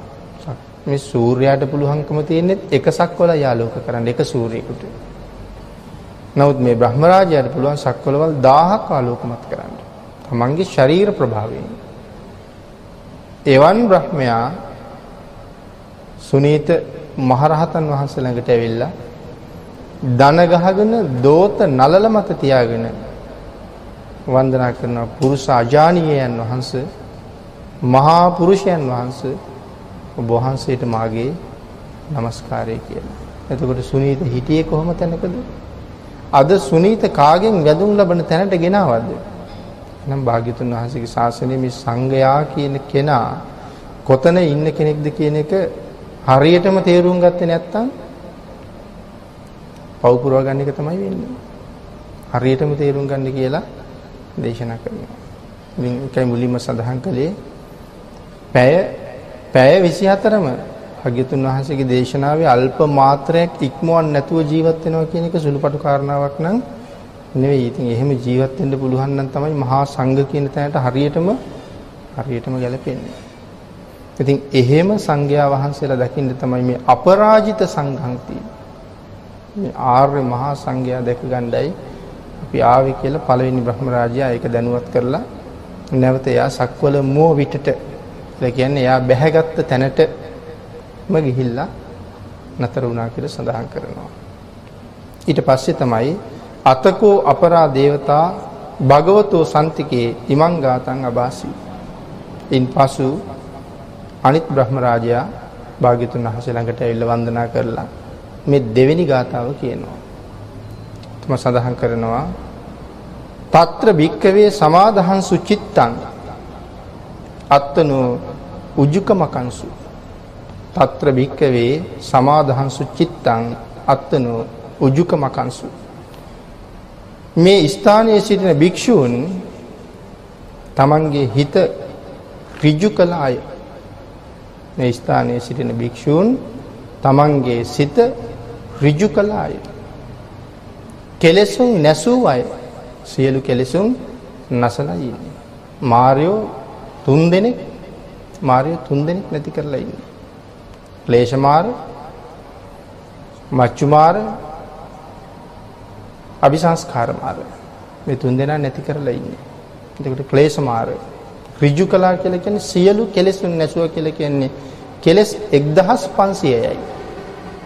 මේ කෙලෙස් 1500ම නැති කරලා ඉන්නේ. ඍජු කියලා කියන්නේ සඳහන් කරන්නේ ඒකයි. ඉතින් භාග්‍යතුන් වහන්සේ අපිට මොන තරම් අනුකම්පා කළාද? මේ කෙලෙස් 1500ම නැති කරපු අය තමයි ඍජු. සසරින් එතරට ගියපු. ඉතින් එහෙනම් ඒ කෙලෙස් 1500ම අඩු නැතුව ඔබ මාගාව තියෙනවා. ඒ කියන්නේ මේ කෙලෙස් 1500 තියෙන තාක්කල් අපි තාම සසරින් එතරට මෙතරින් එතරට යන සේයාවක්වත් අපි ගාව නැහැ. ඉතින් මේ 1500 තියාගෙන අපිට සතර පායෙන් නිදහස් වෙන්න පුළුවන් වෙයිද? සතර පායෙන් නිදහස් වෙන්න පුළුවන්කමකුත් නැහැ. ඉතින් මම සඳහන් කළා භාග්‍යතුන් වහන්සේ කොච්චර අනුකම්පා කළාද කියලා. ඒ නිසා අපට සිල්පද 5ක් දේශනා කළා. නිරන්තරයෙන් රකින්න කියලා. ඉඳලා හිටලා රකින්න කියලා හැම නෙමෙයි දේශනා කෙරුවේ. නිරන්තරයෙන් රකින්න කියලා. ශාක්‍ය රජ කෙනෙක් බුදු පියාණන් වහන්සේ ළඟට ගිහිල්ලා කියනවා ස්වාමීනි හරිම ආඩම්බරින් කියන්නේ ස්වාමීනි අපි මාසෙකට එක දවසක් 24 පැය අටසිල් රකින්නවා කියලා. හරි සතුටුයි යාර මාසෙකට එක දවසක් අටසිල් රකින්නවා. භාග්‍යතුන් වහන්සේ මොකක්ද අහන්නේ? මහරජා මාසෙකට එක දවසක් අටසිල් රැකලා මේ ගොරබිරන් සංසාරයෙන් එතර යන්න පුළුවන් නම් කමක් නැහැ කිව්වා. ඊට පස්සේ තමයි තීරණය කරන්නේ මුළු ජීවිතේම අටසිල්. ශාක්‍ය වංශිකයෝ මුළු ජීවිතේම අටසිල්. අපිට පුළුවන් ද මුළු ජීවිතේම? බැරි බව භාග්‍යතුන් වහන්සේ දන්නවා. ඒ නිසා දේශනා කළා 8ක් නෙමේ 5ක් රකින්න කියලා. 8ක් නෙමේ 5ක්. ඉතින් 5ක්වත් රකින්න අපි දක්ෂද කියලා තමයි හිතන්න වෙන්නේ. භාග්‍යතුන් වහන්සේ දේශනා කරන මේ දක්ෂයා එහෙම නැත්නම් ඥානවන්තයා අපි කතා කරන දක්ෂයා ගාව නෙවෙයි ඉන්නේ. අපි දක්ෂයි කියලා කතා කරන්නේ පිළිවෙලට විභාග ටික හොඳට පාස් කරලා නම් උපාධි 2ක් 3ක් පාස් කරගන්න පුළුවන් වුණා නම් අපි හිතන්නේ ඒගොල්ලෝ ඒ දක්ෂ මේ භාග්‍යතුන් වහන්සේගේ ඥානය කියන තැන ඒගොල්ලෝ දක්ෂ නෙමෙයි. දක්ෂ වෙන්නේ අත්හරින්න පුළුවන් නම් මේ නිවන හොයාගෙන යන්න භාග්‍යතුන් වහන්සේ මොකද්ද දේශනා කළේ? අත්හරින්නනේ. නිවන හොයන්න අත්හරින්න ඕනේ. සබ්බ දුක්ඛං ජිනාති. සියලු දුක් දිනන්නේ සියලුම තණ්හාවල් අතහැරපු දවසට. තණ්හක්කයෝ සබ්බ දුක්ඛං ජිනාති. තණ්හාවෙන් නිදහස් වීම සියලු දුක් වලින් ජයග්‍රහණය කිරීමයි. එතකොට බුදු පියාණන් වහන්සේ අපිට එකපාරම දේශනා කළාද ගෙවල් දොරවල් යාන වාහන ඉඩ කඩම් වතු පිටි මේ සේරම අතහරින්න කියලා? එහෙම භාග්‍යතුන් වහන්සේ දේශනා කරලා නැහැ එකපාරම. අත්හරින්න හරි ලස්සනට භාග්‍යතුන් වහන්සේ අපට උගන්වලා තියෙන්නේ. ක්‍රමානුකූලව පිළිවෙලට. එහෙනම් නිවන් ලබන්න නම් අත්හරින්නම වෙනවා. එහෙනම් මොනවද අත්හරින්න කිව්වේ මේ සිල්පද පහත් එක්ක? පන්සිල්පද පහ කියලා කියන්නේ අත්හැරීමක්. අපි ඇයි හිතනවද මේ පන්සිල් ඇතුලේ අත්හැරීමක් තියෙනවා කියලා? මුළු ජීවිතෙම ප්‍රාණඝාතය අත්හරිනවම බාහන භාග්‍යතුන් වහන්සේ මොන තරම් මේ බුදු කෙනෙකුට හැර මේවා අපිට දේශනා කරන්න පුළුවන් වෙයිද? අත්හැරීම උගන්වපු හැටි මුළු ජීවිතෙන්ම ප්‍රාණඝාතය අත්හරිනවා. බුදු පියාණන් වහන්සේ ළඟ පොරොන්දු වුණා නම් ස්වාමීනි අද පටන් මම මගේ ජීවිතයේ හේතුවෙන්වත් ප්‍රාණඝාතය නම් කරන්නේ නෑ කියලා පොරොන්දු වුණොත් මේ ලෝකයේ දෙන්න තියෙන ධර්ම දානය ළඟට තියෙන ඊළඟ දානය සියලුම සත්වයන්ට අබය දුන්න කියලා සඳහන් කරනවා. ධර්ම දානේ හැර මේ ලෝකේ මහා දාන පහක් තියෙනවා. මේ මහා දාන පහ තමයි පන්සිල් කියලා කියන්නේ. එතකොට මේ මහා දාන පහ දෙන්න සල්ලි වියදම් කරන්න ඕනේද? අවශ්‍ය නැහැ. මේ මහා දාන පහ අපි ඕනම කෙනෙකුට මුදුන්පත් කරන්න පුළුවන් වෙන විදිහටයි භාග්‍යවතුන් වහන්සේ දේශනා කළේ. එහෙමනම් පළවෙනි එකෙන් අත්හරිනවා ප්‍රාණඝාතය. දෙවෙනි එකෙන් අත්හරිනවා හොරකම. මගේ ජීවිතෙන් මම කවදාවත් අනුන්ගේ දෙයකට අත තියන්නේ නැහැ, මම අත්හරිනවා. තුන්වෙනි එකෙන් අත්හරිනවා කවමදාකවත් අනුන්ගේ කාම වස්තුන් පරිහරණය කරන්නේ නැහැ, අත්හරිනවා. එතකොට කොච්චර දක්ෂද ඒක අත්හරින්න පුළුවන් නම් මම දක්ෂයෙක්. හරි ආඩම්බරයක් ඇති වෙනවා එතකොට. මුළු ජීවිතේම මම අත්හරිනවා. අපි හරි අමාරුයි කියලා කියන්නේ. නමුත් මගේ ජීවිතෙන් අත්හැරලම දානවා බොරු කියන එක. කොච්චර දක්ෂද? මුළු ජීවිතේම මම රහමෙර පානය කරන එක අත්හරිනවා. මේ දැක පෙනි ළඟ තියාගෙන ළඟ මේසේ ඉන්න කෙනා පාවිච්චි කරනවා බල මමත් මෙතෙක් පාවිච්චි කළා, මම දන්නවා රස ගුණ ඔක්කොමත් මම දන්නවා, ලබහම තියෙන ආස්වාදයත් මම දන්නවා, ඒකේ වටිනාකමත් දන්නවා. ඒ සියල්ල දැක මගේ ඉස්සරහ පිට ඉන්න කෙනා පාවිච්චි කරද්දිනුත් නෑ මම අත්හැරියමයි කියලා ඉන්න පුළුවන් නම් ඒගොල්ලෝ හැබැයි වීරයෝ. ඒගොල්ලන්ට වීරයෝ කියන්නේ අත්හැරීම. ප්‍රගුණ කරන්න කියලා දේශනා කළේ ඒක. එමුන බුදු පියාණන් වහන්සේ මේ සිල්පද පහකින් අපි කොච්චර ඉහළට ගෙනාවද? කොච්චර ඉහළට ගෙනාවද කියනවනම් මේ කෙලෙස් 1500ක් නැති කරලා යන්න තියෙන සුගතිය සිල්පද පහෙන් සඳහන් කරන කරුණු පහ අත්හැරීමෙන් සතර අපායෙන් නිදහස් කරනවා කියන්නේ මේ පහට මොන තරම් ශක්තියක් තියෙනවද? පුංචි කාරණා පහක්ද අපිට මේ දේශනා කරලා තියෙන්නේ. ඒ නිසා දේශනා කළා ආරක්ෂා කරන්න 8ක් බැරි නිසා මේ පහ නිරයට ගෙනියන්න නම් කාටවත් බෑ. ඉතින් ඒත් එකට එකතු කරලා තියෙනවා තව කරුණු 3ක්. අපි ඒක ඉස්සරහට සාකච්ඡා කරනවා. එහෙනම් අත්හැරීම භාග්‍යතුන් වහන්සේ අපට දේශනා කළා. එහෙමනම් මෙතන සඳහන් කරන්නේ తත්‍ර භික්කවෝ සමාදහංසු චිත්තං අත්තනෝ උජුකමකංසු. මේ කෙලෙස් අතහැරලා ඍජු වෙච්ච භික්ෂූන් වහන්සේලා දැක ගන්න. සාරතීව නෙත්තානි ගහෙත්වා ඉන්ද්‍රියානි රක්칸ති පණ්ඩිතා. සාරතීව නෙත්තානි ගහෙත්වා. කාටද මේ සාරතී කියලා කියන්නේ? සාරතී කියන්නේ රියදුරාට. සාරතී කියන්නේ රියදුරා. දැන් එතකොට නෙත්තානි ගහෙත්වා හරි දක්ෂ රියදුරෙක්. එයාගේ රතය, එයාගේ කරත්තේ මේ රැහැන අතේ තියාගෙන ඉන්නේ. දැන් එතකොට කරත්තේ අදින කෙනාට ඕන පැත්තට අදින්න දෙන්නේ නැහැ. රැහැන අතේ තියාගෙන ඉන්නේ. ඉන්ද්‍රියානි රක්칸ති පණ්ඩිතා. දැන් මොකද්ද රතය? රතය තමයි තමන්. මෙහෙම බලහම මේ වාඩි කරවලා තියෙන ඔක්කොම රත. දැන් එහාට මෙහාට දුවන පයින් සත්තු 5 දෙනෙක් විතර ඉන්නවා මේකේ. මේ රතේ බැඳලා. මේක පදවන්නේ ඒගොල්ලෝ. දැන් ඒගොල්ලෝ ටික බැඳපු රැහන් ටික අතේ තියාගෙන ඉන්නේ. අපිද මේ වික්ෂුන් වහන්සේලා අපිට ඒ රැහන් ටික අල්ලගන්න තාම හයිය නැද්ද කොහෙද? අල්ලගෙන ඉන්නේ. හිටපු ගමන් අත ඇතැරලා කඩාගෙන ගිහිල්ලා ඇහැ පැත්තක ගිහිල්ලා මන් දන්නෙත් නැහැ කවුදෝ දිහා බලාගෙන ඉන්නවා. විවිධ අපවිත්‍ර කෙලෙස් වැగిරෙන සිත් වලින් අපි කවුද දිහා බලාගෙන ඉන්නවා. පස්සේ තමයි තේරෙන්නේ මම මේ වැරදි වැඩක් කර ඉන්නේ කියලා. අපිට තේරෙන්නෙත් නැහැ ගිහිල්ලා බව. කනත් එහෙමයි. දිවත් එහෙමයි. සීමාවක් නැහැ. දිවටත් එහෙමයි.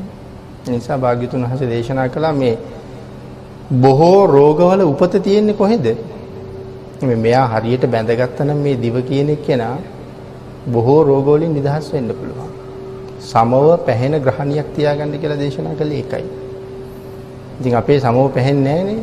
විනාඩි 5න් 5ට පැහැෙන්න සිද්ධ වෙනවා. ඉතින් උදේ ආහාර ගත්තට පස්සේ දවල් ආහාරය ගන්න කම්ම නිදහස තියෙනවා නම් ආමාශයට හරි වටිනවා. එතන ඉඳලා රාත්‍රියටත් ආහාර ගන්නවා නම් එතෙක්ම එයාට නිදහස දෙනවා නම් හරි වටිනවා.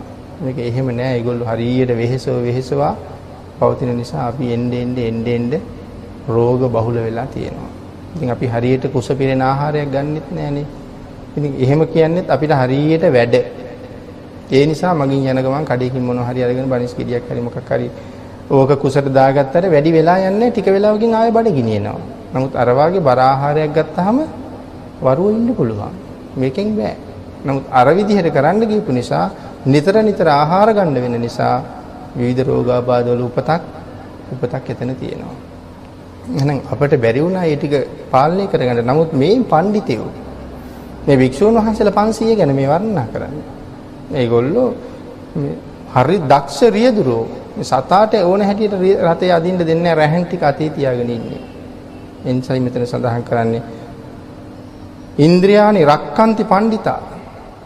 මේ ඉන්ද්‍රියන් රැකගත්ත පඬිතයෝ කියලා සඳහන් කරලා උන්වහන්සේත් බොහොම සතුටින් ඒ වර්ණනාව කරලා එතන ඉවත් වෙනවා. අතකෝ අපරා දේවතා භගවතෝ සම්තිකේ ඉමං ගාතං අභාසී. අනිත් බ්‍රහ්ම රාජ්‍යයත් ඊළඟට උන්වහන්සේගේ කාරණාව සඳහන් කරනවා. උන්වහන්සේ හදාගෙන ආපු කාරණාව මුල් කාරණා දෙකට වඩා මේක තවත් ඊටාම ඉහළ මට්ටමේ තියෙන කාරණාවක්. එතනදී සඳහන් කරනවා චෙත්වා කීලං චෙත්වා පලිගං ඉන්ද කීලං උහච්ච මනේජා තේ චරන්ති සුද්ධා විමලා චක්කුමතා සුදන්තා සුසුනාගාති. මේ තුන්වෙනි බ්‍රහ්ම රාජයා වර්ණාවට හදාගෙන ආපු ගාථාව. චෙත්වා කීලං චෙත්වා පලිගං. මොකද්ද මේ කීල කියලා කියන්නේ? ඉස්සර නගරයක්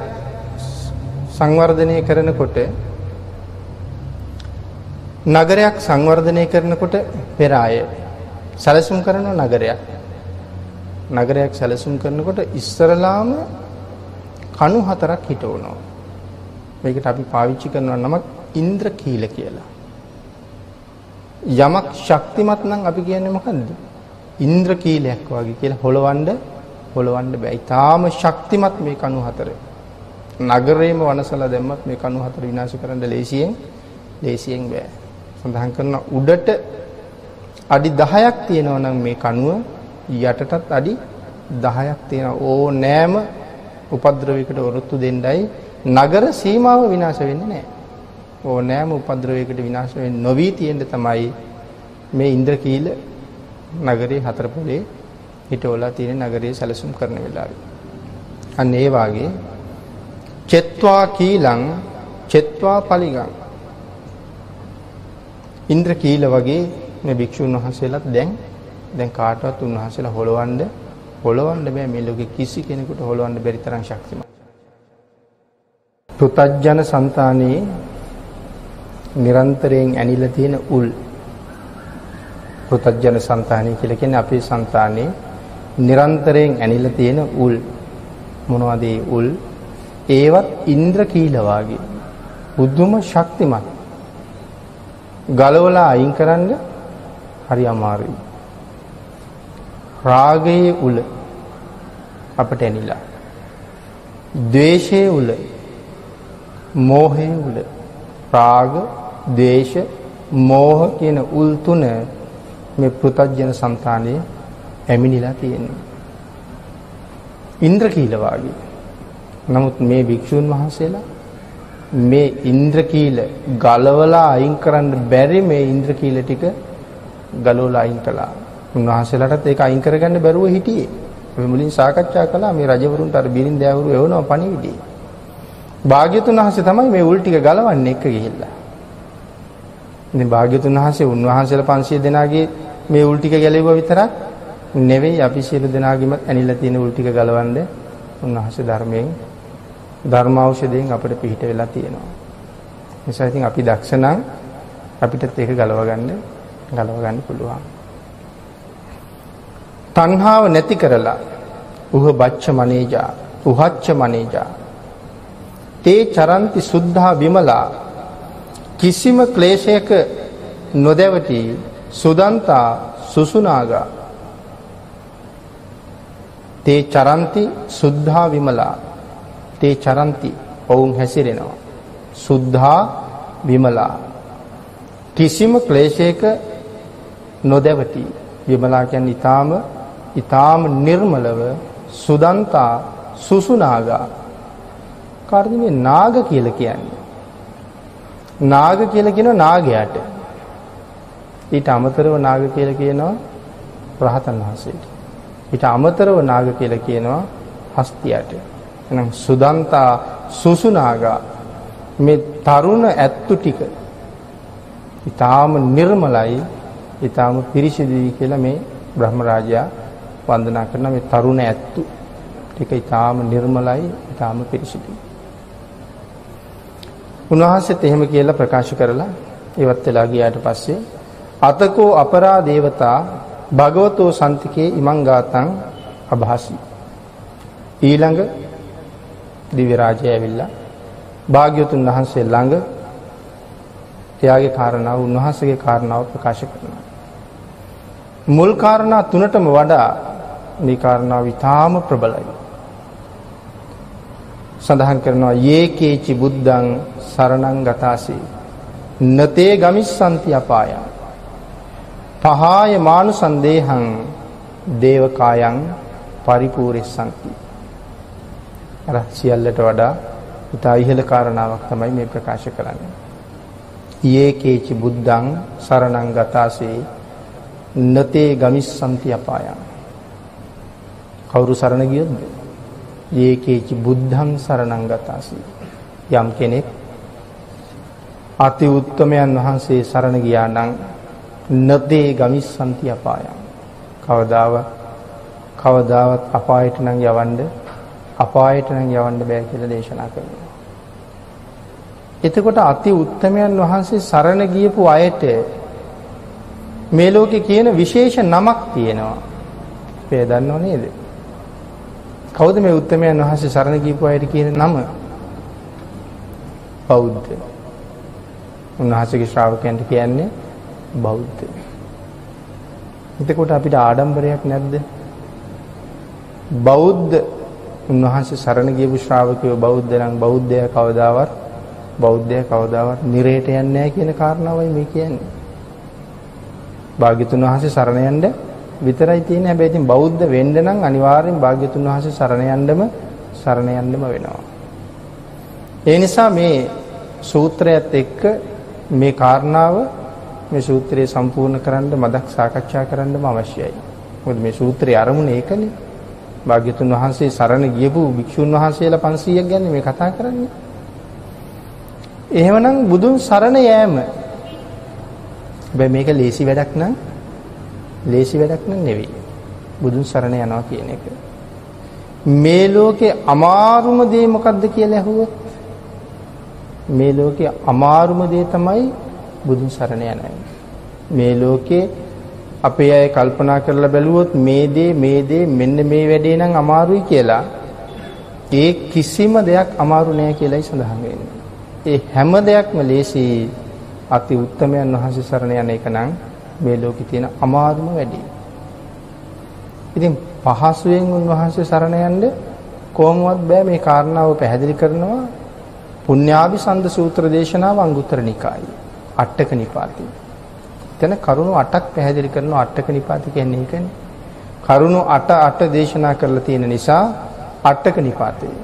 කරුණු 3 දේශනා කරලා තියෙන නිසා තික නිපාතේ. කරුණු 5 දේශනා කරන නිසා පංචක නිපාතේ. එහෙනම් මේ සූත්‍ර දේශනාව තියෙන්නේ අට්ඨක නිපාතේ. කරුණු 8ක් මේකේ දේශනා කරනවා. සූත්‍ර දේශනාව ආරම්භ කරන තැන භාග්‍යතුන් වහන්සේ පැහැදිලි කරනවා යම් කෙනෙක් හරියටම බුදුන් සරණ ගියා නම් එයා සුකස්සාහාරා සෝ අග්ගිකා සුඛ විපාකා සග්ග සංවත්තනිකා. සුකස්සාහාරා සෝ අග්ගිකා බුදුන් සරණ ගිය කෙනාට ඊටාම අග්‍ර වූ සැපයක් ලැබෙනවා කියලා දේශනා කරනවා. අග්‍ර වූ සැපයක්. ඉතින් අග්‍ර වූ සැපයක් ලබන්න ලේසියෙන් බෑ. තාම අමාරුයි අග්‍ර වූ සැපයක් ලබන්න. අපි පාරේ ඇවිදගෙන යනකොට ඕන තරම් අපට ගල්බරළු හම්බ වුණා. මැණික් හම්බුන්නේ නැහැ අපිට පාරේ තිබිලා. එහෙමනම් මැණික් හොයන්න හරි අමාරුයි. පුදුමාකාර දුකක් විඳින්න ඕනේ මහ පොළොව හාර මැණික් හොයන්න. සමහරලාට ජීවිතෙත් පරදුර තියෙනවා මැණික් හොයන්න. මැණික් පතල් ඇතුලේ එහෙමම යට ගිහිල්ලා මැරෙන අයත් ඕන තරම් ඉන්නවා.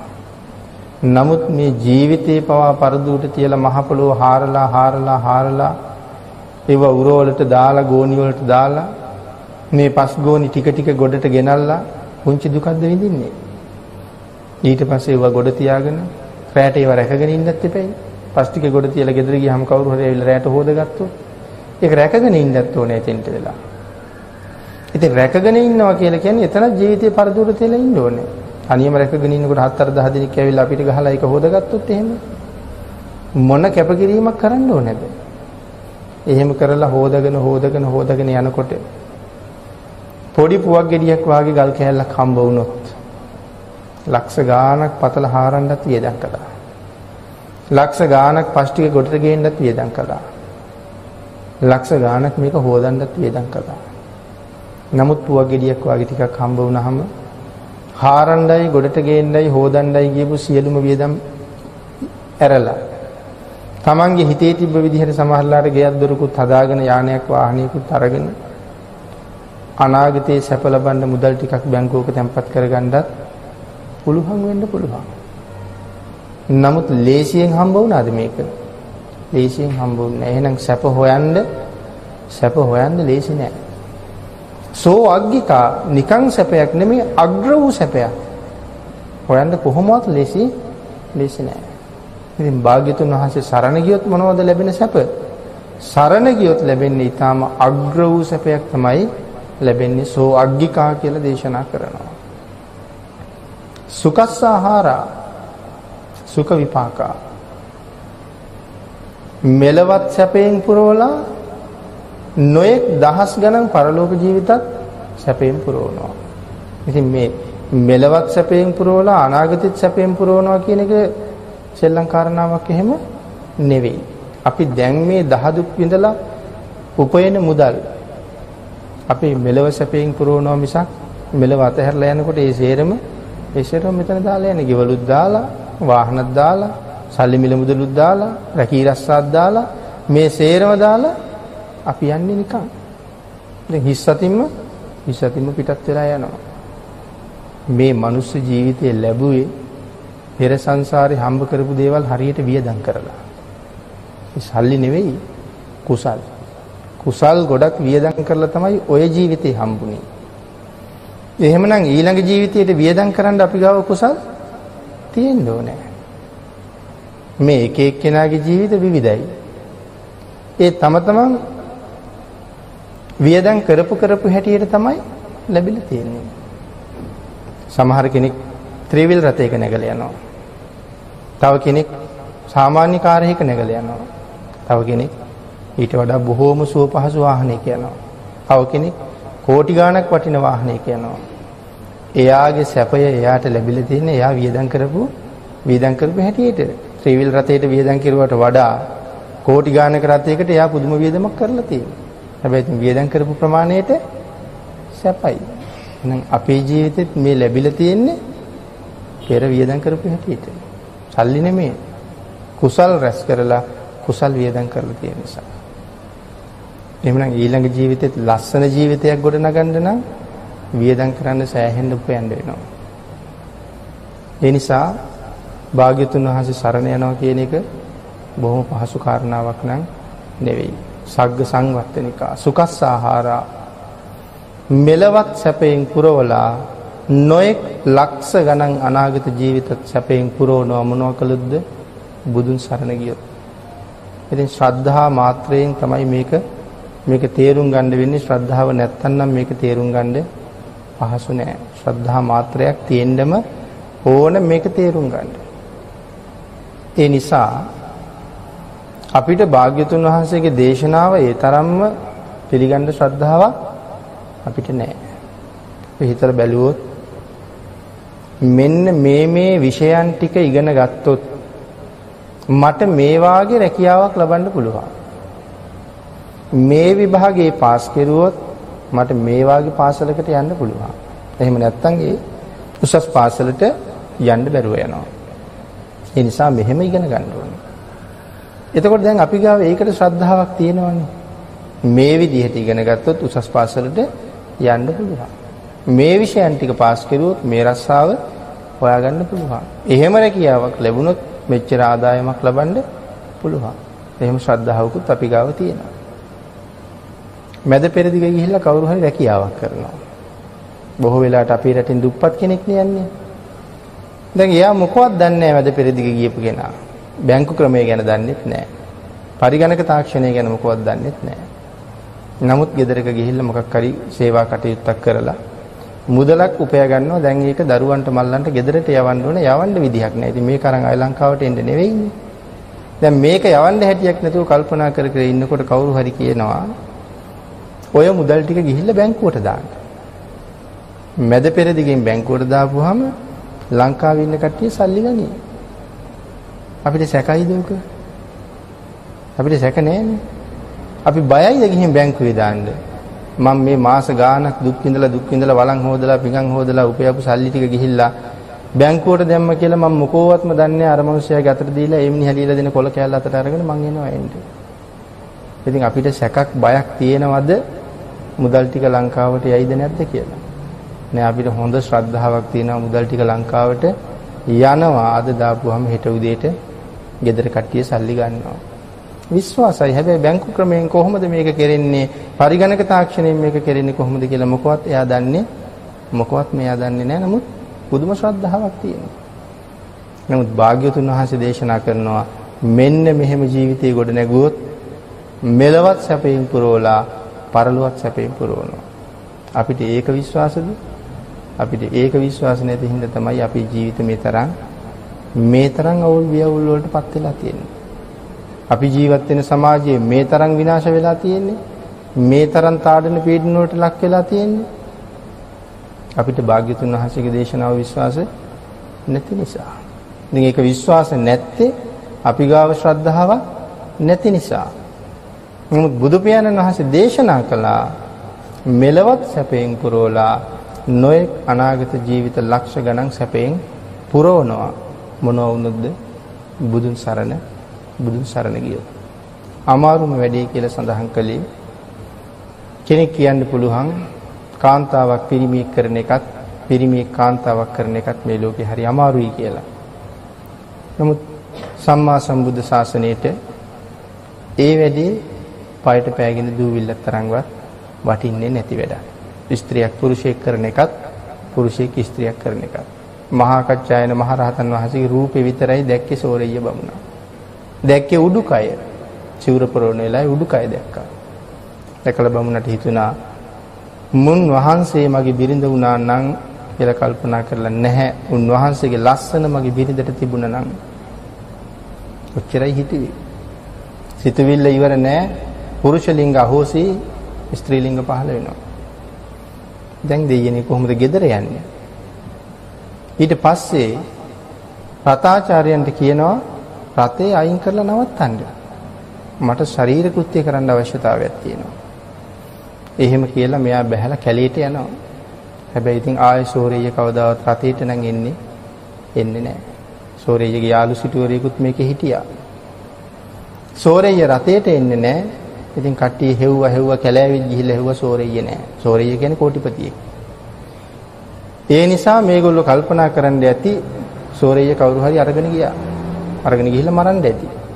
ඉතින් සෝරෙය්‍ය අතහැරියා. නමුත් සෝරෙය්‍ය කැලේ දිග දුවගෙන යොදුන් ගානක් දුවලා ගිහිල්ලා වෙනත් නගරයකින් මතුවෙනවා. නවතුවෙන්නේ පිරිමියෙක් නෙමෙයි තරුණියක්. ඒ නගරේ ඉන්න තරුණයෙක් ඇය විවාහ කරගන්නවා. ඔහුට දාව ඇයට දරුවෝ දෙන්නෙක් ඉන්නවා. මෙහා නගරෙත් ඇයට දාව එතකොට ඔහු පිරිමියෙක්නේ. සෝරෙය්‍යට දාව තවත් තරුණියකට දරුවෝ දෙන්නෙක් ඉන්නවා.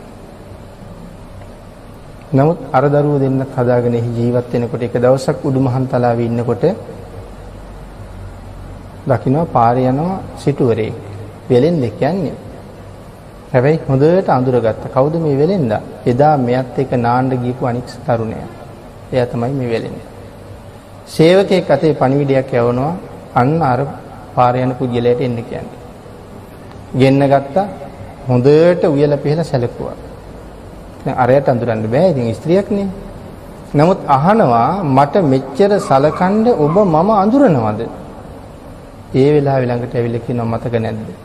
මම තමයි සෝරේ. ඒ වෙලාවෙ ඉතින් මෙයා නළලියත් තියාගෙන දෙයියනේ මොකද්ද වෙච්ච දේ? දැන්වත් මට කියන්න. ඒ වෙලාවේ තමයි මෙයා කියන්නේ මතක දේද අපි නාන්න යනකොට අර පිට නගරේ සිවුරු පොරවමින් හිටපු ස්වාමීන් වහන්සේ. පතරම් පාට එකක් තිබ්බේ. එහෙම කියනකොටම යාළුවා දන්නවා එකත් එකටම ඒ මහා කච්චායන මහරහතන් වහන්සේ. උන්වහන්සේ දැක්ක වෙලාවේ මට මෙහෙම හිතුණානේ කියලා කිව්වා. ඉතින් උන්වහන්සේලාගේ ලස්සනත් එතනින් කියනවා මේ 500ත් එහෙමමනේ. මේ කාන්තාවකට රාගසිතක් ඇති වුණා නම් ඒක සාමාන්‍ය දෙයක්.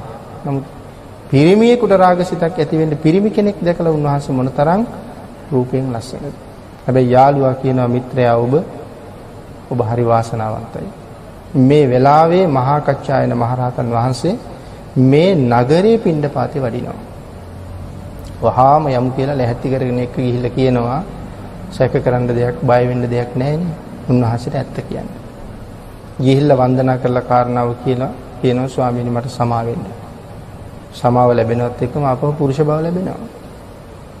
ඒ වෙලාවේ ගෙදර ගිහිල්ලා අර ස්වාමියාට කියනවා මම අහවලා. මෙන්න මේකයි මට සිද්ධ වෙච්ච සිද්ධිය කියලා එදා තමයි එයාට කියන්නේ. ඉතින් ඒ ස්වාමියා කියනවා කමක් නැහැ දැන් අපි දෙන්නම පිරිමිනේ. ඒ නිසා දෙන්නම මේ නගරේ හවුලේ පාලනය කරමු බෙදාගෙන. එයා කියනවා ඔබ තව මොනවද මට මේ කියන්නේ? ඔබට දාව මගේ කුසෙන් බිහි කරපු දරුවෝ දෙන්නෙක් මෙහි ඉන්නවා. මට දාව බිහි වෙච්ච දරුවෝ දෙන්නෙක් එහා නගරේ ඉන්නවා. මේකටද මේ සංසාරي කියලා කියන්නේ. මට තව මේක එපා. මම මේක දාලා යනවා යන්න. මට ඕනේ මේ නින්දිත වූ සංසාරයෙන් එතර යන්න මට ඕනේ. එලා යා ගිහිල්ලා භාග්‍යතුන් වහන්සේට කාරණාව කියලා පැවිදිලා රහත් වෙනවා. ඉතින් ඉන්න දෙන්නේ නැහැ මිනිස්සු අද වාගේම. අද ස්වාමීන් වහන්සේලා යම් කරුණු කාරණා ආරංචි වෙච්චාම බොහෝ කරදර කරනවානේ. සොයාගෙන ගිහිල්ලා අන්තිමට ස්පාසුවක් නැති තැනට එනකන් කරදර කරනවා නොපෙනී යනකම්. ඉතින් ඒ වගේ එදත් මේ මිනිස්සු පස්සෙන් යනවා. ගිහිල්ලා මොනවද ස්වාමීන් වහන්සේගෙන් අහන්නේ බනද? ධර්මය අහන්නේ අහන්නේ ඔබ වහන්සේ වැඩියෙන්ම ආදරේ ඔබ වහන්සේගේ කුසෙන් උපන්න දරුවෝ දෙන්නටද නැත්නම් ඔබ වහන්සේ නිසා අර තරුණියගේ කුසෙන් උපන්න දරුවෝ දෙන්නටද කියලා. මේක තමයි අහන ප්‍රශ්නේ.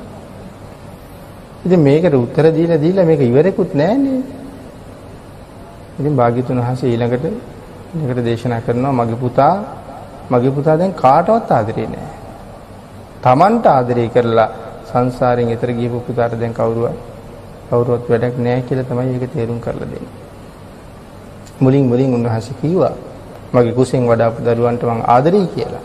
මම පස්සේ කියනවා මම දැන් කාටවත් ආදරේ නෑ. උන්වහන්සේ සියල්ල අතහැරියා. නමුත් අපි අමාරුයි කියලා හිතන වැඩේ. ඒකයි මම කිව්වේ මේ බුද්ධ ශාසනයේ පයට පෑගෙන දුවිල්ල තරම්වත් වටින්නේ නෑ. මේ වැඩේ උනේ සෝරෙයියට විතරක් එහෙම නෙවෙයි. භික්ෂූන් වහන්සේලාටත් මේක වෙලා තියෙනවා. භික්ෂුණීන් වහන්සේලාටත් වෙලා තියෙනවා. ඇතැම් භික්ෂූන් වහන්සේලා භික්ෂුණීන් වෙනවා මේ භික්ෂුත්වයේ ඉන්නකොටම. භාග්‍යතුන් වහන්සේට ගිහිල්ලා කියනවා මේක. කියනකොට බුදු පියාණන් වහන්සේ දන්නවා මේකයි සංසාරේ හැටි. උන්වහන්සේගේ මහා කරුණාවෙන් අනුකම්පා කළා මිසක් කාටවත් භාග්‍යතුන් වහන්සේ චෝදනා කළා එහෙම නෙවෙයි. නමුත් දේශනා කළා ඒ අයට ඒ අයගේ වස් ඒ විදිහටම දෙන්න. භික්ෂුවක් විදිහට වස් 10ක් සම්පූර්ණ කරලා තිබ්බනම් දැන් භික්ෂුණියක්නේ. ඒ භික්ෂුණියට වස් 10 එහෙම්මම දෙන්න ඉන්න තැනින් විතරක් අයින් කරන්න. ඒ කියන්නේ භික්ෂූන් ඉන්න තැනින් උන්වහන්සේ භික්ෂුණීන් ගාවට යවන්න කාන්තාවුත් පිරිමි වුණා. ඒගොල්ලන්ටත් වස් ඒ විදිහටම දීලා කාන්තාවෝ ඉන්න තැනින් පිරිමි වෙච්ච ස්වාමීන් වහන්සේලා භික්ෂූන් වහන්සේලා ඉන්න තැනට මාරු කළා. මේ සෝරෙයියට විතරක් වෙච්ච වැඩක් එහෙම නෙවෙයි මේක. එහෙනම් මේ සම්මා සම්බුද්ධ ශාසනයට අපි අමාරුයි කියන වැඩේ ඒ තරම් අමාරු වැඩක් නං නෙවෙයි. එහෙමනම් බුදුන් සරණ යනවා කියන එක ඊට වඩා අමාරු වැඩක්. ඒක පැහැදිලි කරන්නයි මේ උදාහරණය ගෙන ආවේ. බුදුන් සරණ යනවා කියන එක ඊට වඩා ඊට වඩා අමාරු වැඩක්. ඒ නිසා භාග්‍යවතුන් වහන්සේ දේශනා කළා බුදුන් සරණ යන ක්‍රම 4ක් තියෙනවා. එක ආත්ම සන්නියාතන සරණාගමනය. මේ බුදු පියාණන් වහන්සේ සරණ යන ඉහළම ක්‍රමය. ආත්ම සන්නියාතන සරණාගමනය. මගේ ආත්මය අජ්ජ ආදීන් කତ୍වා අද පටන් මගේ ජීවිතයේ බුදු පියාණන් වහන්සේට පූජා වේවා කියලා පූජා කරනවා. ඉතින් මගේ ජීවිතයේ බුදු පියාණන් වහන්සේට පූජා වේවා කියලා පූජා කළොත් උන්වහන්සේ අනුමත කරපු විදිහටම ජීවත් වෙනවා ඇරෙන්න. උන්වහන්සේ අපිට ජීවත් වෙන්න කියලා දේශනා කරපු විදිහටම ජීවත් වෙනවා ඇරෙන්න. ඒ මාර්ගයෙන් පිට ජීවත් වෙන්න බෑ. ගිහි කෙනෙක් හැටියට භික්ෂුවක් වගේ ජීවත් වෙන්න අවශ්‍ය නැහැ. භාග්‍යතුන් වහන්සේ භික්ෂූන්ට ජීවත් වෙන්න ක්‍රමයකොත් ගිහියට ජීවත් වෙන්න ක්‍රමයකොත් දෙකක් දේශනා කරලා තියෙනවා. එහෙමනම් ඔබ බුදු පියාණන් වහන්සේ ළඟ එහෙම පොරොන්දුවක් වෙනවා නම් ඔබට ගිහි ජීවිතය ගත කරන්න කොහොමද භාග්‍යතුන් වහන්සේ දේශනා කළේ? ඒ විදිහටම ඔබේ ජීවිතය සකස් කරන්න ඕනේ. භාග්‍යතුන් වහන්සේ අකමැති කාරණාවකට ජීවිතය පෝෂණය කරන්න බැරුව යනවා මගේ ජීවිතය උන්වහන්සේට පූජා කරාම. හරියටම අපිට දේශනා කරපු විදිහටම. මේකට තමයි ආත්ම සන්නියාතන සරණාගමනය. හැබැයි මේ සරණාගමනයේ තියෙන අමාරුම වැඩේ හැබැයි මේක තමයි වටිනාම සරණ යන්නේ. දෙවෙනි කාරණාව තත් පරායන සරණාගමනය. දෙවෙනි කාරණාවට කියන්නේ තත් පරායන සරණාගමනය කියලා. මේ පරායනං කියලා කියන්නේ ඊතර යනවට. පරායන කියලා කියන්නේ ඊතර යනවා. එහෙනම් ඊතර යනවා. ඊතර යාමේ මාර්ගය. කවුද ඊතර යාමේ මාර්ගය එතකොට? පරං අයනං තත් පරායන සරණාගමනේ පරං අයනං ඊතර යාමේ මාර්ගය තමයි භාග්‍යතුන් වහන්සේ. මෙතර ඊටාම දුක් සහිතයි. අපිට පේනවා අපි කියමු අපි ඉන්නේ ගඟක මෙහා පැත්තේ. ගඟෙන් මෙහා පැත්ත උවදුර පීඩා දුක් සහිත යුද්ධ කම්කටොළු දුර්භික්ෂ වලින් පිරීලා තියෙන්නේ. හැබැයි එහා පැත්ත අපිට පේනවා ෂේම භූමියක් වගේ. පුදුම සතුටින් නිදහසේ එහා පැත්තේ ඉන්න අය ඉන්නවා. දැන් මැද්දේ තියෙන ගඟ කට ගාවට පිරීලා ගලනවා.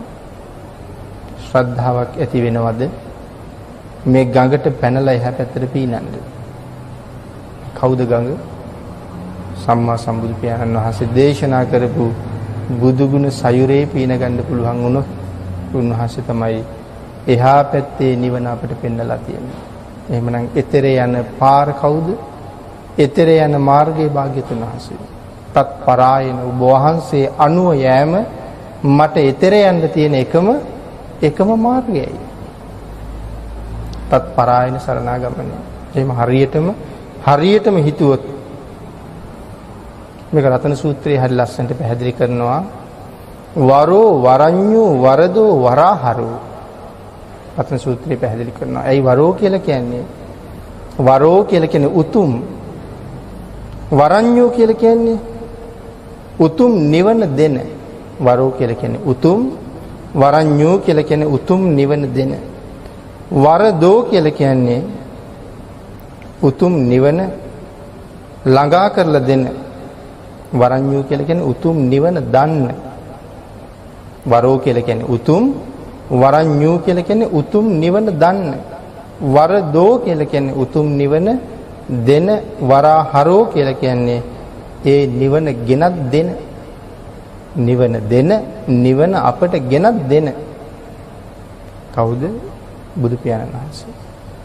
උන්වහන්සේ සරණ යන එක තමයි මේ තත් පරායන නිවන ගෙනල්ලා දෙන මාර්ගය භාග්‍යතුන් වහන්සේ සරණ යන එක. සැපය හොයාගෙන යන මාර්ගය භාග්‍යතුන් වහන්සේ දේශනා කරපු මාර්ගයෙන් භාග්‍යතුන් වහන්සේ සරණ යන එක තමයි තත් පරායන සරණාගමනය කියලා සඳහන් කරන්නේ. ඊළඟ කාරණාව සඳහන් කරනවා ශිෂ්‍ය භාවෝපගමන. ඉතින් බුද්ධං සරණං ගච්ඡාමි. මේකත් මේ තත් පරායන ගමනේටමයි. හරියට මේක දිවුරුම් ප්‍රකාශයක්.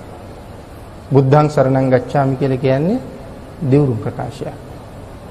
ඉතින් දිවුරුම් දෙනවා කියලා කිව්වොත් හරියටම දිවුරුම් දෙන්න ඕනේ. අකුරු වරද්ද ලියලියා දිවුරුම් ප්‍රකාශ දෙන්න පුළුවන්ද අපිට? බෑ. කපන්න කොටන්නත් බෑ, මකන්නත් බෑ. හරියටම ලියන්න ඕනේ දිවුරුම් ප්‍රකාශය. දිවුරුම් දෙන්න ගියොත් වාචිකව ඒ එක අකුරක් ඇලපිල්ලක් ඉස්පිල්ලක් වරද්දන්නේ නැතුව වටේට ඉන්න සියලු දෙනාටම ඇහෙන්න වචන ගිලින්නේ නැතුව හරියටම උච්චාරණය කරලා තුන් පාරක් ප්‍රකාශ කරුවොත් තමයි අස්සම් කරන්න දෙන්නේ, නැත්නම් අස්සම් කරන්න දෙන්නේ නැහැ. එහෙමනම් මේ බුද්ධං සරණං ගච්ඡාමි මාප්‍රන්න ද වෙනුවට නිකන් ද શબ્ද වුණොත් මෙතෙන්ට අපි බලාපොරොත්තු වෙන බුද්ධ වෙන්නේ නැහැ. නිකන් ගච්ඡාමි කියන එකට නිකම්ම ගච්ඡාමි වුණොත් අර බලාපොරොත්තු වෙන යෑම නෙවෙයි. එහෙනම් දිවුරුම් ප්‍රකාශය වැරදි. හරියටම සරණ පිහිටන්න ඕනේ නිසා තමයි සිල් සමාදන් වෙන්න කලින් මේක නමවතාවක් කියන්නේ. අපි නමවතාවක් කියනවනේ මේ ප්‍රකාශය. මේ නමවතාව තුල රත්නත්‍රය ගැන තුන් පාරක් හරියට කියවුනොත් සරණ පිහිටෙනවා. එහෙම නැත්නම් නමවතාවම වැරදියට කියවුනොත් එහෙම සරණ පිහිටන්නේ නැහැ. හරියට උච්චාරණය වෙලා මේ නමවතාවෙන් තුන් පාරක්වත් කියවෙයි කියලා තමයි නමවතාවක් කියන්නේ. නැත්නම් නමවතාවක් කියන්න අවශ්‍යතාවයක් ඇති නිසා නෙවෙයි. ඊට අමතරව මේක සිල් සමාදන් වෙන්න කලින් කියන්න තියෙන නිකන් වාක්‍ය පෙළියකුත් නෙවෙයි දිවුරුම් ප්‍රකාශයක්. මේක ගිහි කෙනෙක් සිල් ගන්න වෙලාවට වඩා දරුවෙක් පැවිදි කරන වෙලාවට මීට වඩා බොහොම ගැඹුරුයි. අපි සිල් ගන්නකොට නම් 9 වතාවයි. දරුවෙක් පැවිදි කරනකොට කී වතාවක් කියනවද? 18 වතාවක් කියනවා. ඒ දරුවා ලව්වා මේ හරියට මේ සරණාගමනේ කියවුනේ නැත්තම් සරණ සීලයේ පිහිටන්නේ නැහැ. උන්චි දෙයක් නෙමෙයි මහානකම කියලා කියන්නේ. 3 වතාවක් හරියට කියවෙන්න ඕනේ. සරණ සීලයේ පිහිටියේ නැත්තම් සිවුර පොරවන්න පුළුවන්. ඉතින් ඒ සිවුර පෙරවිල්ලයි කොටේකට සිවුරු පෙරවිල්ලයි දෙකේ වෙනසක් හිටින්න නැතුව යනවා. ඒ නිසා තමයි වැඩිමාළු ස්වාමින් වහන්සේලා මේ තැන් වලට කැඳවන්නේ අත්දැකීම් තියෙන ස්වාමින් වහන්සේලා. හොඳට ධර්මය දන්න ස්වාමින් වහන්සේලා. උන්වහන්සේලා මකාරයේ අගට යොදලා 9 වතාවක් සරණාගමනයේ පැවිදි වෙන දරුවට කියවනවා. නකාරයේ අගට යොදලා 9 වතාවක් කියවනවා. බුද්ධම් සරණම් ගච්ඡාමි කියලා 9 වතාවක් කියන ධම්මම් සංගම් කියලා. බුද්ධං සරණං ගච්ඡාමි කියලා අල් නයන් අගට යොදලා 9 වතාවක් කියනවා. ඔය ආකාර දෙකෙන් කොයි ක්‍රමයකින් හරි 3 වතාවක් හරියටම මේ දරුවට මේක කියවුනොත් එයාට සරණ පිහිටනවා. එහෙනම් අත්‍යවශ්‍යයි සරණ සීලය. සාමාන්‍ය කෙනාට පිහිටන්න ඕනේ අපි හැමෝටම අවශ්‍යයි සරණ සීලය. සාමණේර ස්වාමීන් වහන්සේ සාමණේරෝනේ අපි පැවිදි වෙන්නේ ඔක්කොම. ඉතින් මේ සාමණේර පැවිද්ද සම්පූර්ණ වෙන්න මේ සරණ සීලය හරියටම ඕනේ. ඒකයි මේකට දිවුරුම් ප්‍රකාශයක් කියලා කියන්නේ. ඉතින් ශිෂ්‍ය භාවෝපගමන කියලා කියහම ස්වාමීනි මම ඔබ වහන්සේගේ ශිෂ්‍යයා වෙනවා. ඉතින් මේ ශිෂ්‍යයා මේ අද ඉන්න ඉස්කෝලේ යන මේ උපකාරක පන්තියට යන ශිෂ්‍යයා වගේ ශිෂ්‍යයෙක් ගැනද මේ කියන්නේ? නෑනේ. ඉතින් මේ ශිෂ්‍යයා ඉස්කෝලේ ඉන්නකොට නම් ගුරුවරයාට ටිකක් ගරු කරනවා. එළියට ආවට පස්සේ කිසිම ශිෂ්‍යයෙක් ගුරුවරයාට ගරු කරන බවක් පේන්නේ. ඉතින් එළිය තියා ඇතුළේවත් ගරු කරන්නේ නැහැ. ඉතින් එහෙම ශිෂ්‍යයෙක් ගැන එහෙම නෙවෙයි මෙතන කියන්නේ. අතීත ශිෂ්‍යයා ගැන මේ කියන්නේ. අතීතයේ ශිෂ්‍යයා කොහොමද ඉගෙන ගන්න ගියේ? එයා තක්සලාවට ගියේ අමුතුවෙන් ශිල්ප ඉගෙන ගන්නවම කියන කාරණාව පසක තියලා ගුරුවරයාට හිතුනොත් තමයි උගන්වන්නේ. ගුරුවරයාගේ ගෙදර ගිහිල්ලා සියලුම බැල මෙහෙවරකම් ටික කරන්න ඕනේ. වළං හොදන්න ඕනේ, පිඟන් හොදන්න ඕනේ, ඇඳුම් හොදන්න ඕනේ, ගෙවල් අතු ගන්න ඕනේ, මිදුල් අතු ගන්න ඕනේ, බෙහෙත් ගල්වනවා නම් බෙහෙත් ගල්වන්න ඕනේ. මේ සියල්ලම කර කර ඉන්නකොට ගුරුවරයාට හිතුනොත් මෙයා හොඳයි. මෙයාට යමක් කියලා දෙන්න ඕනේ. එහෙම අනුකම්පාවක් උපන්නොත් යමක් ඉගෙනුවා මිසක් හොයලා බලලා ඉගෙනුවේ මේ දුර්ගුණ තියන අයට එහෙම ඉගෙනගෙන ගහලා යන අයට එහෙම මේ ගන්නලා නැහැ. හොඳට හොයලා බලලා උගන්වලා තියෙන අනුකම්පාවක් ඇති වුණා. අන්න එහෙම කියන්නේ ඒ ශිෂ්‍යයා මේ සියල්ලම කරලා උදේටත් ගුරුවරයාට වඳිනවා, දවල්ටත් ගුරුවරයාට වඳිනවා, හවසටත් ගුරුවරයාට වඳලා අවසර අරගෙන ළඟ ඉන්නේ. එනම් භාග්‍යතුන් වහන්සේ ශිෂ්‍ය භාවෝපසරණාගමනේ සරණ යන්න නම් භාග්‍යතුන් වහන්සේ වෙනුවෙන් අපිට කරන්න තියෙන සියලුම යුතුයකම් ටික සම්පූර්ණ කරලා දවසේ 3 වේල බුදුන් වැඳලා භාග්‍යතුන් වහන්සේගේ ආශිර්වාදය අරගෙන උන්වහන්සේ ළඟ ඉන්න වෙනවා. ශිෂ්‍ය භාවෝපගමන. හතරවෙනි කාරණාව පනිපාත. මොකද්ද මේ පනිපාත සරණාගමනය කියලා කියන්නේ? ගුණය දැකලා සරණ යනවා. පනිපාත සරණාගමනය. උතුම් ගෞරවයක් දක්වනවා බුද්ධ රත්නයට. ඒක තමයි පනිපාත කියලා කියන්නේ. ගුණය දැකලා සරණ යනවා. එහෙම නැත්නම් බුද්ධ රත්නයට දක්වන්න තියෙන ඉහළම ගෞරවය දක්වනවා. ඉතින් බුද්ධ රත්නයට ඉහළම ගෞරවය දක්වනවා. ශ්‍රද්ධාව තියෙන්න ඕනේ බුද්ධ රත්නයට මේ ගෞරවය දක්වන්න. ශ්‍රද්ධාව තියෙනවා නම් සිල් කැඩෙනවද? ශ්‍රද්ධාව තියෙනවා නම් සිල් කැඩෙන්නේ නැහැ. ශ්‍රද්ධාව තියෙනවා නම් සිල් රැකෙනවා. මොකද අති උත්තමයන් වහන්සේ මේ දේශනාව මේ විදිහට කළා නම් මට මේ කාරණාව එපා කීවනම් මගේ පියාණන් වහන්සේ එපා කියපු දේ මම කවදාවත් කීකරුකමනේ මම කවදාවත් ඒක කරන්නේ නැහැ එපා කියපු දේ. එහෙමනම් අපි මේ සිල් රකින්න කියලා වෑයම් කළාට සිල් රකින්න එක සෑහෙන්න අමාරු වැඩක්. ශ්‍රද්ධාව තියෙනවා නම් සිල් රකින්නව නෙමෙයිනේ. එහෙනම් සිල් රැකෙනවා. ශ්‍රද්ධාව තියෙනවා නම් සිල් රැකෙනවා. සිල් හරියට රැකෙනවා නම් සමාධියක් වැඩෙනවා. සමාධියක් වැඩෙනවා නම් ප්‍රඥාවක් දියුණු වෙන්න පටන් ගන්නවා. මේ සියල්ලෙගෙම මුල මොකද්ද? ශ්‍රද්ධාව. අති උත්තමයන් වහන්සේට බෝධි මූලයේදී දහම් දේශනා කරන්න බැලිකම ඇති වෙන වෙලාව ඒක ලෝක ධර්මතාවයක්. බ්‍රහ්ම රාජයා ඇවිල්ලා මොකද්ද කියන්නේ? ස්වාමීනි දහම් දේශනා කරන්න. භාග්‍යතුන් වහන්සේ හිතනවානේ රාගයෙන් රත් වෙච්ච, ද්වේෂයෙන් මත් වෙච්ච, මෝහයෙන් පීඩාවටපත් වෙච්ච මේ සමාජයේ මේ ගැඹුරු ධර්මයේ තේරුම් ගන්න පුළුවන්ද? මේ මැලිකම සෑම බුදු කෙනෙකුටම ඇති වෙන එක ලෝක ධර්මතාවයක්. ඒ වෙලාවේ තමයි මහා බ්‍රහ්මයා ඇවිල්ලා ආරාධනා කරන්නේ ස්වාමීනි ඒ ධර්මයේ තේරුම් ගන්න පුළුවන් අය ලෝකේ ඉන්නවා ධම් දේශනා කරන්න. භාග්‍යතුන් වහන්සේ දේශනා කරනවා මහා බ්‍රහ්මය අමාදොර විවර කරලායි තියෙන්නේ. සදහැත්තෝ සදහ මුදත්වා කියලා දේශනා කරනවා. අමාදොර විවෘතයි ශ්‍රද්ධාවන්තයෝ ශ්‍රද්ධාව මුදත්වා. මුලින්ම මොකද්ද දේශනා කළේ? ශ්‍රද්ධාව. ශ්‍රද්ධාව තියෙනවා නම් සිල් රැකෙනවා. එතකොට සමාධියක් වැඩෙනවා.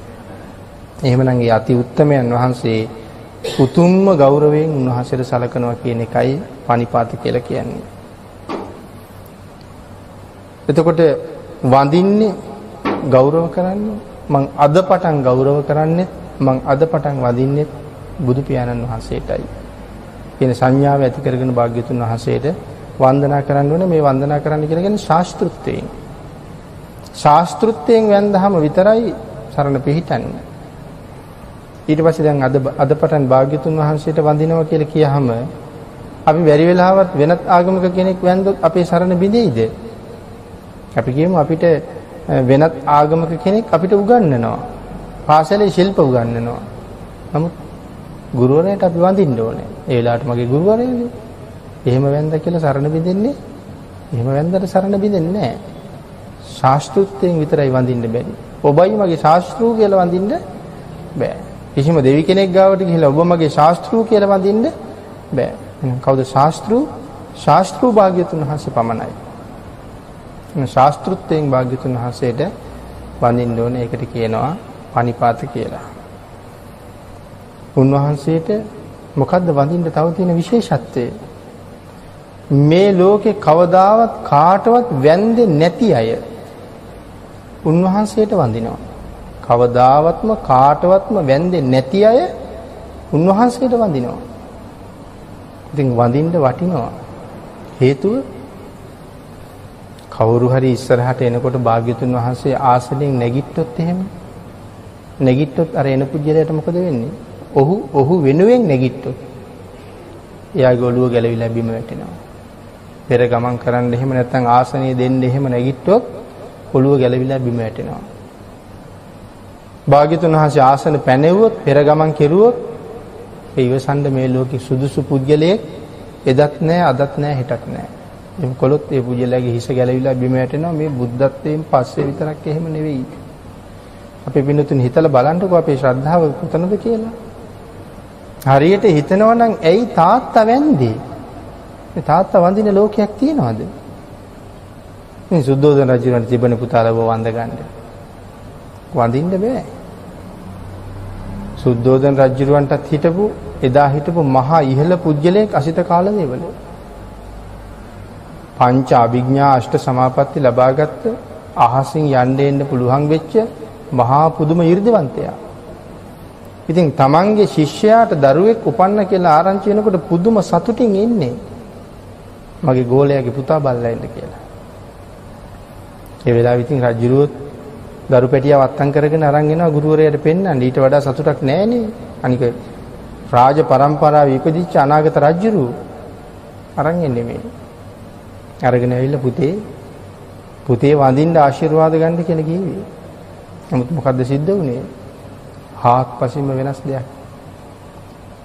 නලල් තලයේ වැදෙන්නේ සිරිපතුල් දෙක. ඒ වෙලාවේ රජුරවන්ට නම් හිතුණ මහා අභාග්‍ය සම්පන්න සිද්ධියක් සිද්ධ වුණේ. නමුත් ඒ වෙලාවේම අසිත කාලදේවල තවුස බැලුවා මොකද්ද සිද්ධියේ. රජුරෝ ඒ වෙලාවේ නැවතත් රජුරවන්ගේ හිතේ තියෙන දැන් වෙන දෙයක් නේ මහා පුදුම අභාග්‍යයක් උනේ. නැවතත් දරුවා බිම තියන්න හැදුවා කාලදේවල තවුස ගාව. සමාවර්ගන වදින්න කියලා. ඒ වෙනකොට කාලදේවල තවුස නැගිටිනවා. මම මරන්නද හදන්නේ කියලා නැගිටින්නේ. ඉතින් එතකොට රජුරවන්ට තේරෙනවද ඒක? කාලදේවල තාපසතුමා ආසනයේ ඉන්නවා. රජුරවන්ගේ කල්පනාව මහ ලොකු අභාග්‍යයක් සිද්ධ වුණේ. වඳින්න සමාව ගන්න කියලා බෝසතාණන් වහන්සේ පතුල ළඟ තියන්න හදන්නේ. ඒ ලැහැත්ති වෙනකොටත් කාලදේවල තවුස නැගිටිනවා. නිකම්ම නෙමෙයි රජුරවන්ට කියාගෙන නැගිටින්නේ මම මරන්නද හදන්නේ කියලා. බැරි වෙලාවත් සුද්ධෝදන රජුරු බිම තිබ්බනම් මොකද වෙන්නේ? බිම තිබ්බ හැමනම් කාලදේවල තවුසගේ හිස එතනම වැටෙනවා කියලා සඳහන් කරන්නේ. ඒ තරම් භයානකයි. ඒ කියන්නේ ඒ තරම්ම ಗುಣ කදම්බයක් මව් කුසෙන් එළියට බිහි වෙච්ච වෙලාවේ ඉඳලම අතීතෙත් එහෙමයි මේ වෙලාවත් එහෙමයි. අන්න ඒ නිසා අපි උන්වහන්සේට පසඟ පිහිටවල ඕනෑම වෙලාවක වඳින්න වටිනවා අපිට. ඒ නිසායි දේශනා කරන්නේ ඔබ වහන්සේට වඳින්නේ ශාස්ත්‍රුත්වයෙන්. ඥාතිත්වයට වඳින්න එපා කිව්වා භාග්‍යතුන් වහන්සේම. ඥාතියා කියලා වඳින්න එපා. ගුරුවරයා කියලා වඳින්න එපා. ඥාතිත්වයෙන් වඳින්නේ තාත්තට වඳිනකොට අපි වඳින්නේ ඥාතිත්වයට. ආචාර්යත්වයටත් වඳින්න එපා. එහෙනම් කොහොමද වඳින්න කිව්වේ? බයට වඳින්නත් එපා කියලා දේශනා කළා. ස්වාමීනි ඔබ වහන්සේට වන්දනා කරාම මට සංසාරයෙන් එතර යන්න පුළුවන්. මට නිවන් දකින්න පුළුවන් භාග්‍යතුන් වහන්සේට වැඳහම. ස්වාමීනි ඔබ වහන්සේට වැඳහම මට පින් සිද්ධ වෙනවා. එහෙම වඳින්න කිව්වා. එතකොටයි භාග්‍යතුන් වහන්සේට වැඳ වෙන්නේ. එතකොටයි සරණ පිහිටන්නේ. එතකොටයි ශාස්ත්‍රුන් වහන්සේ බවටපත් වෙන්නේ. පණිපාත සරණාගමනය. ගුණ කදම්බේ සීමාව හොයන්න මේ ලෝකේ කිසි කෙනෙකුට බැරි බව භාග්‍යතුන් වහන්සේම උදාහරණ රැසකින් දේශනා කරන සීමාව හොයන්න බැරි බව. පිප්පලි කුමාරයා පිප්පලි කියලා කියන්නේ අපි සාමාන්‍යයෙන් කතා කරුවට පිප්පලි කුමාරයන් වහන්සේ කියලා කියන්නේ ගිහි කාලෙම අභිඥා තියෙන කෙනෙක්. අපි කවුරුවත් කතා කරන්නේ නැහැ ඒ චරිතවලට අභිඥා ඇද්ද කියලා. ඒකයි වෙන් වෙන්න යන වෙලාවේ භද්‍රා කුමාරි කියන්නේ ස්වාමීනි මට අන්තිම වතාවට ඔබ වහන්සේට වඳින්න ඕනේ. හේතුව අය සංසාරේ කවමදාකවත් මම ඔබ වහන්සේට මුණ ගැහෙන්නේ නැහැ මේ විදිහට. ඉතින් අභිඥාවක් තිබ්බේ නැත්නම් එහෙම කියන්න පුළුවන්ද? සංසාරේ කවදාවත් මුණ ගැහෙන්නේ නැහැ අපි දෙන්න කියලා. එහෙම කියලා පිප්පලි කුමාරයාගේ වටේට 3 වතාවක් කැරකෙනකොට 12 පොලකින් වන්දනා කරනවා. 12 වතාවක් වඳිනවා. එක රවුමකට 4 වතාව ගානේ වඳිනවා. ඉතින් රවුම් 3ක් කැරකෙනකොට 12 වතාවයි. 12 වතාවක් වැඳලා තමයි කියන්නේ කාන්තාවක් වෙච්ච මට වම් පැත්තම තමයි අයිති. මං වමට යන්නම් ස්වාමීනි ඔබ වහන්සේ දකුණට වඩින්න අය හම්බෙන්නේ නැහැ අපි කියලා පයෝසෝනකොට තමයි මහ පොළොව කම්පා වෙන්න පටන් ගන්නවා. වික්ෂුන් වහන්සේලා අහනවා. ඒ වෙලාවේ භාග්‍යතුන් වහන්සේ දේශනා කරන මහා කල්ප ලක්ෂයක් සැමියයි බිරිඳයි මේ දෙන්න. එක දිගටම මහා කල්ප ලක්ෂයක් සැමියයි බිරිඳයි පුදුමාකාර පතිවෘතාවක්. මේ දෙන්න මේ මහා කල්ප ලක්ෂය පුරාවට අන්‍ය ස්ත්‍රියක් දිහා බලලා මේ ස්වාමියා ඇහෙන් බලලවත් සතුටු වෙලා නැහැ. වෙන ස්ත්‍රියක් දිහා ඇහෙන්වත් බලලා සතුටු වෙලා නැහැ. මේ බිරිඳත් වෙන පුරුෂයෙක් දිහා විවාහ වුණාට පස්සේ ඇස් දෙකෙන් බලලවත් කායිකව සතුටක් නෙමෙයි ඇහෙන් රූපේ දැකලවත් සතුටක් විඳලා නැහැ කියලා සඳහන් කරන එක මහා ප්‍රතිවෘතාවක්. එවන් ගුණවතුන් වෙන එක මහ පෘථුවියට පවා දරන්න බෑ.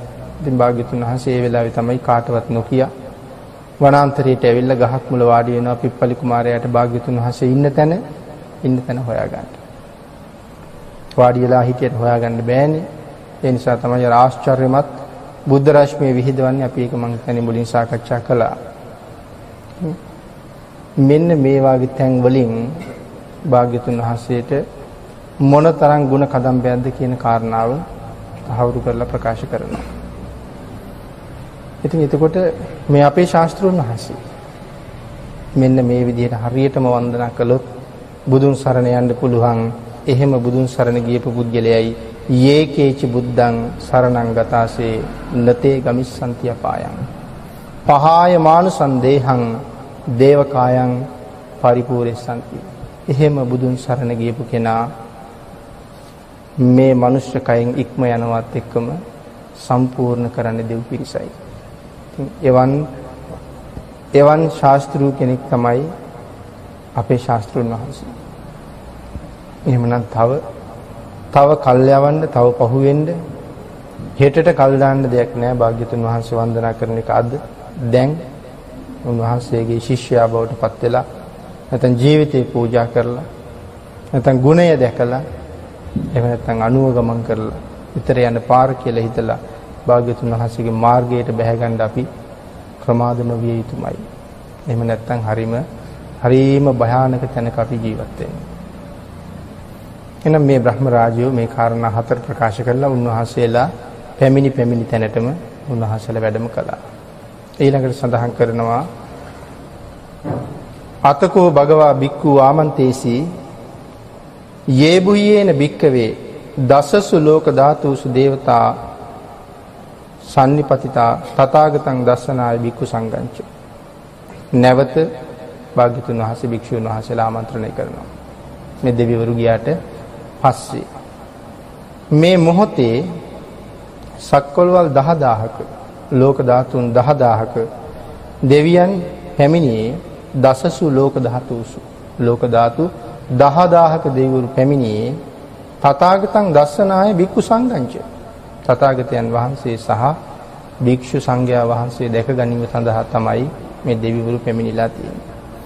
යේපිතේ භික්කවේ අහේසුන් අතීත මද්දාන සඳහන් කරනවා අතීත බුද්ධ ශාසනවලද මේ විදිහටම අරහන්තු සම්මා සම්බුදුරජාණන් වහන්සේ සහ භික්ෂූන් වහන්සේලා දැක ගන්න මේ විදිහටම ඒ අතීත බුද්ධ ශාසනවලත් මේ භික්ෂු දේවගණයා රැස් වෙලා එකතු වෙලා තියෙනවා.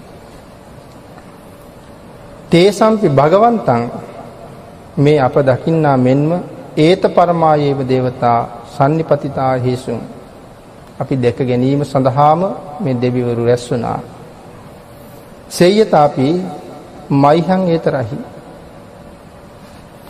ආචික්කිස්සාමි වික්කවේ දේවකායානං නාමානි කිත්තයිස්සාමි වික්කවේ දේවකායානං නාමානි.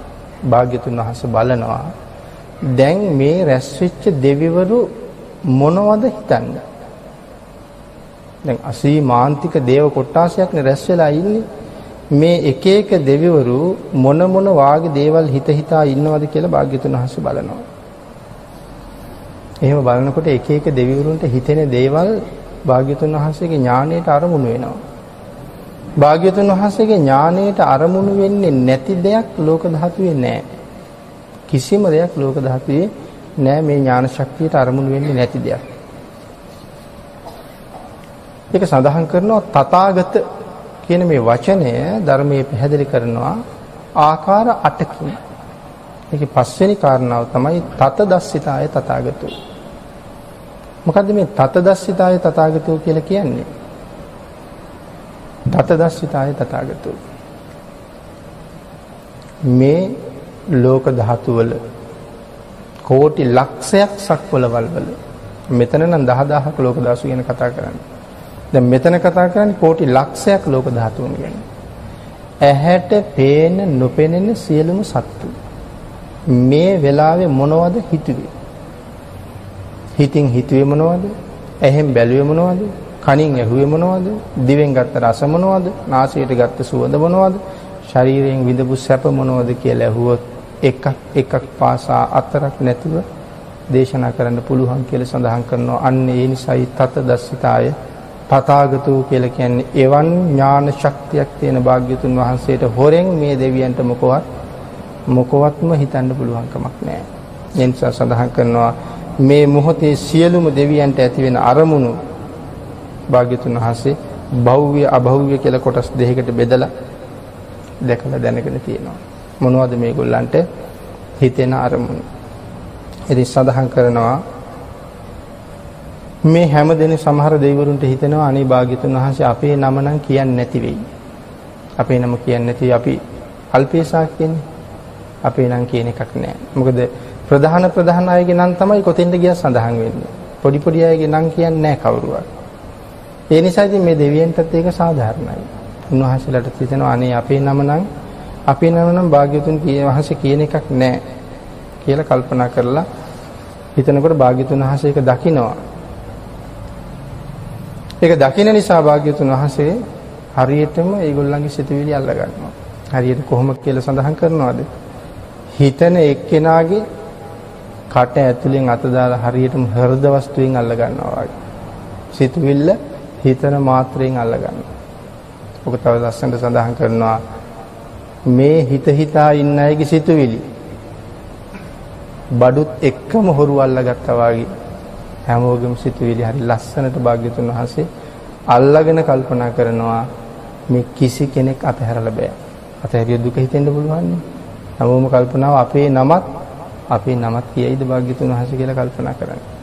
ඒ නිසා තමයි භික්ෂුන් වහන්සේලාට දේශනා කරන්නේ මේ සියලු දෙනාගේම නංගොත් සඳහන් කරන්න ඕනේ කියලා දේශනා කරනවා. ඉතින් භාග්‍යතුන් වහන්සේ එහෙම සඳහන් කරන්නේ මේ නිවන් දකින්න කැමති අය හොයාගෙන යන සිරිතක් භාග්‍යතුන් වහන්සේ ගාව තියෙනවා. ළඟ හිටියත් නිවන් දකින්න කල්පනාවක් නැති කෙනා බුද්ධ ඥාණයට අරමුණු වෙන්නේ නැහැ. මොකද එයා වැඩන්නේ නැහනේ. එයා නිවන් දකින්නේ නැහැ.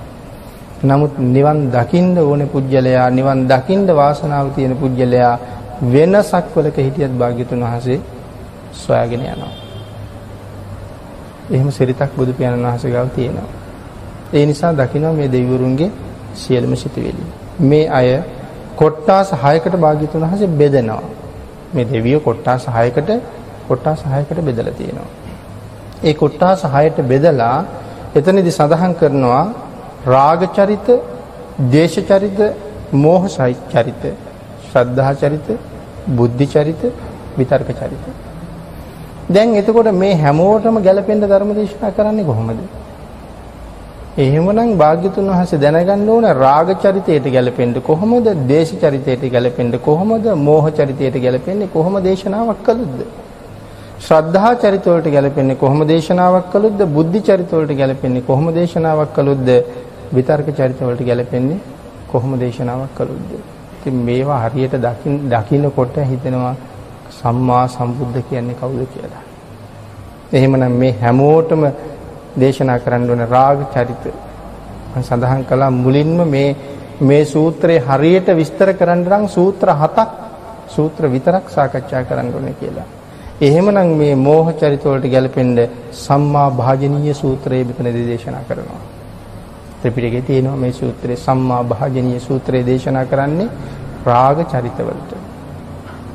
ඊළඟට දේශ චරිත වලටත් දේශනාවක් කරන්න ඕන. රාග චරිත වලට හරියන්නේ එක, දේශ චරිත වලට හරියන්නේ නැති නිසා දේශ චරිත වලට කලහ විවාද සූත්‍රය. මොකද මේගොල්ලෝ නිතරම කලහ කරන අයනේ දේශ කියලා කියන්නේ.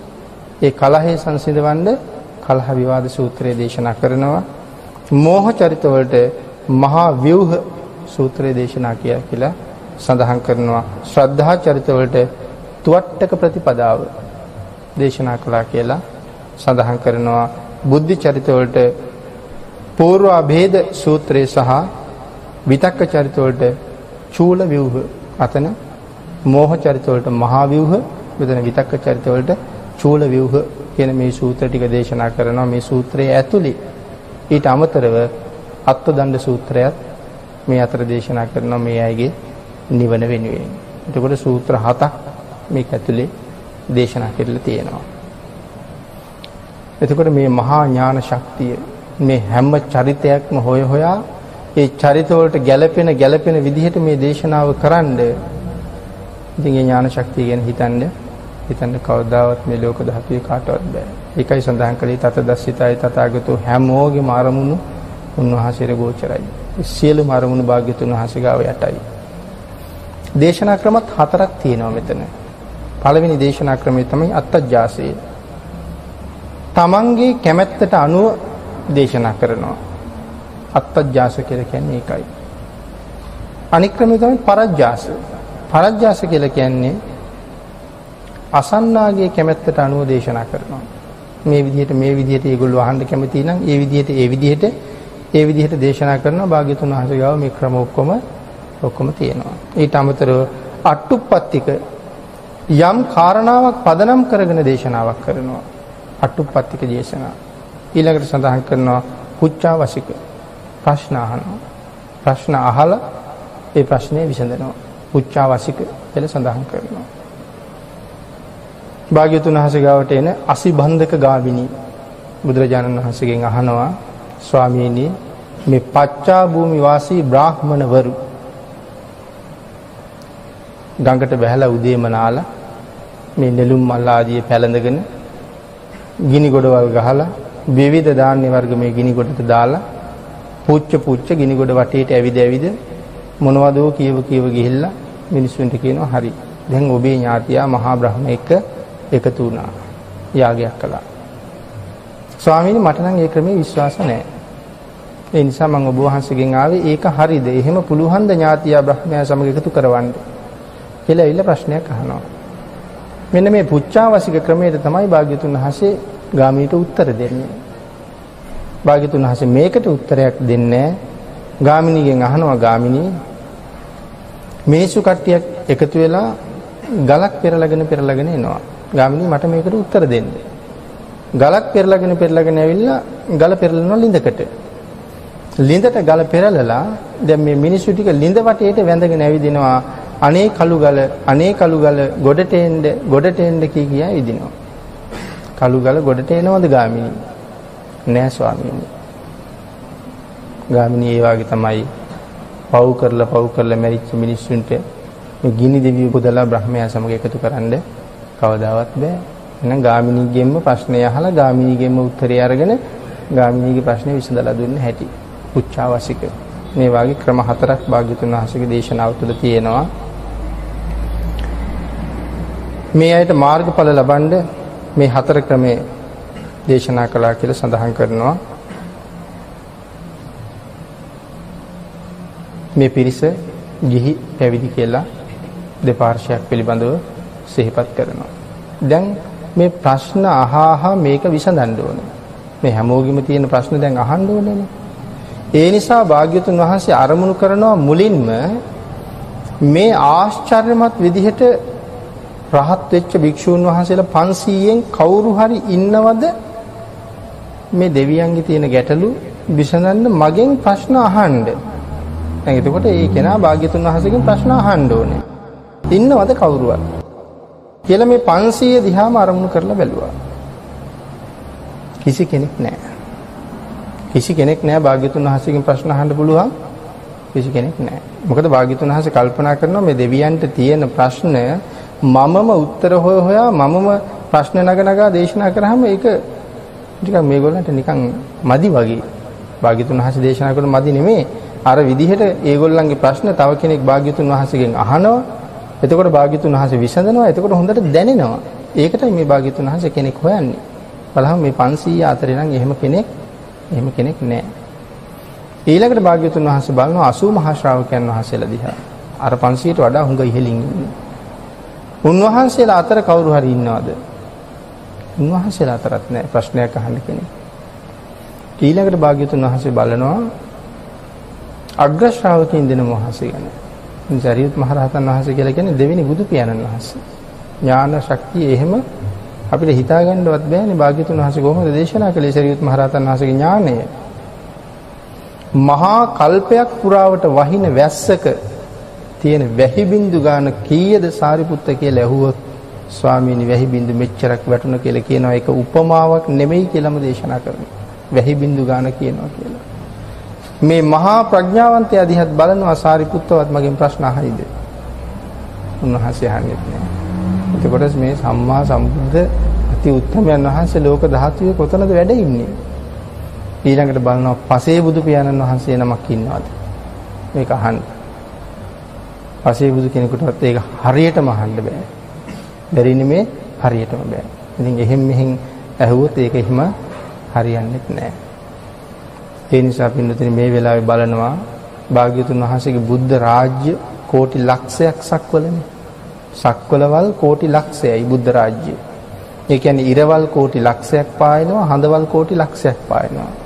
අම්මගේ කුසෙන් බිහි වෙනකොට තමයි 10000ක් සක්වලවල් ගෝචර ග්‍රහණය කරන්නේ. සම්මා සම්බුද්ධත්වයේ ලැබුණත් එකම කෝටි ලක්ෂයක් සක්වලවල් ග්‍රහණය කරනවා. ඒ ආඥා ශේෂ්ත්‍රයේ සර්වඥතා ඥානය කියන එකේ සීමාවක් නිම්වලල්ලා නෑ. ඒ නිසා මෙන්න මේ ඥානය මෙහෙවල බලනවා මේ වෙලාව වෙනකොට ලෝක ධාතුවේ මේ සක්වලවල් කෝටි ලක්ෂෙන් පිටපැත්තේ ලෞතර බුදු කෙනෙක් පහළ වෙලා ඉන්නවාද කියලා. එහෙම පහළ වෙනවා නම් පහළ වෙන්න පුළුවන් ආඥා ශේෂ්ත්‍රයෙන් එළියේ.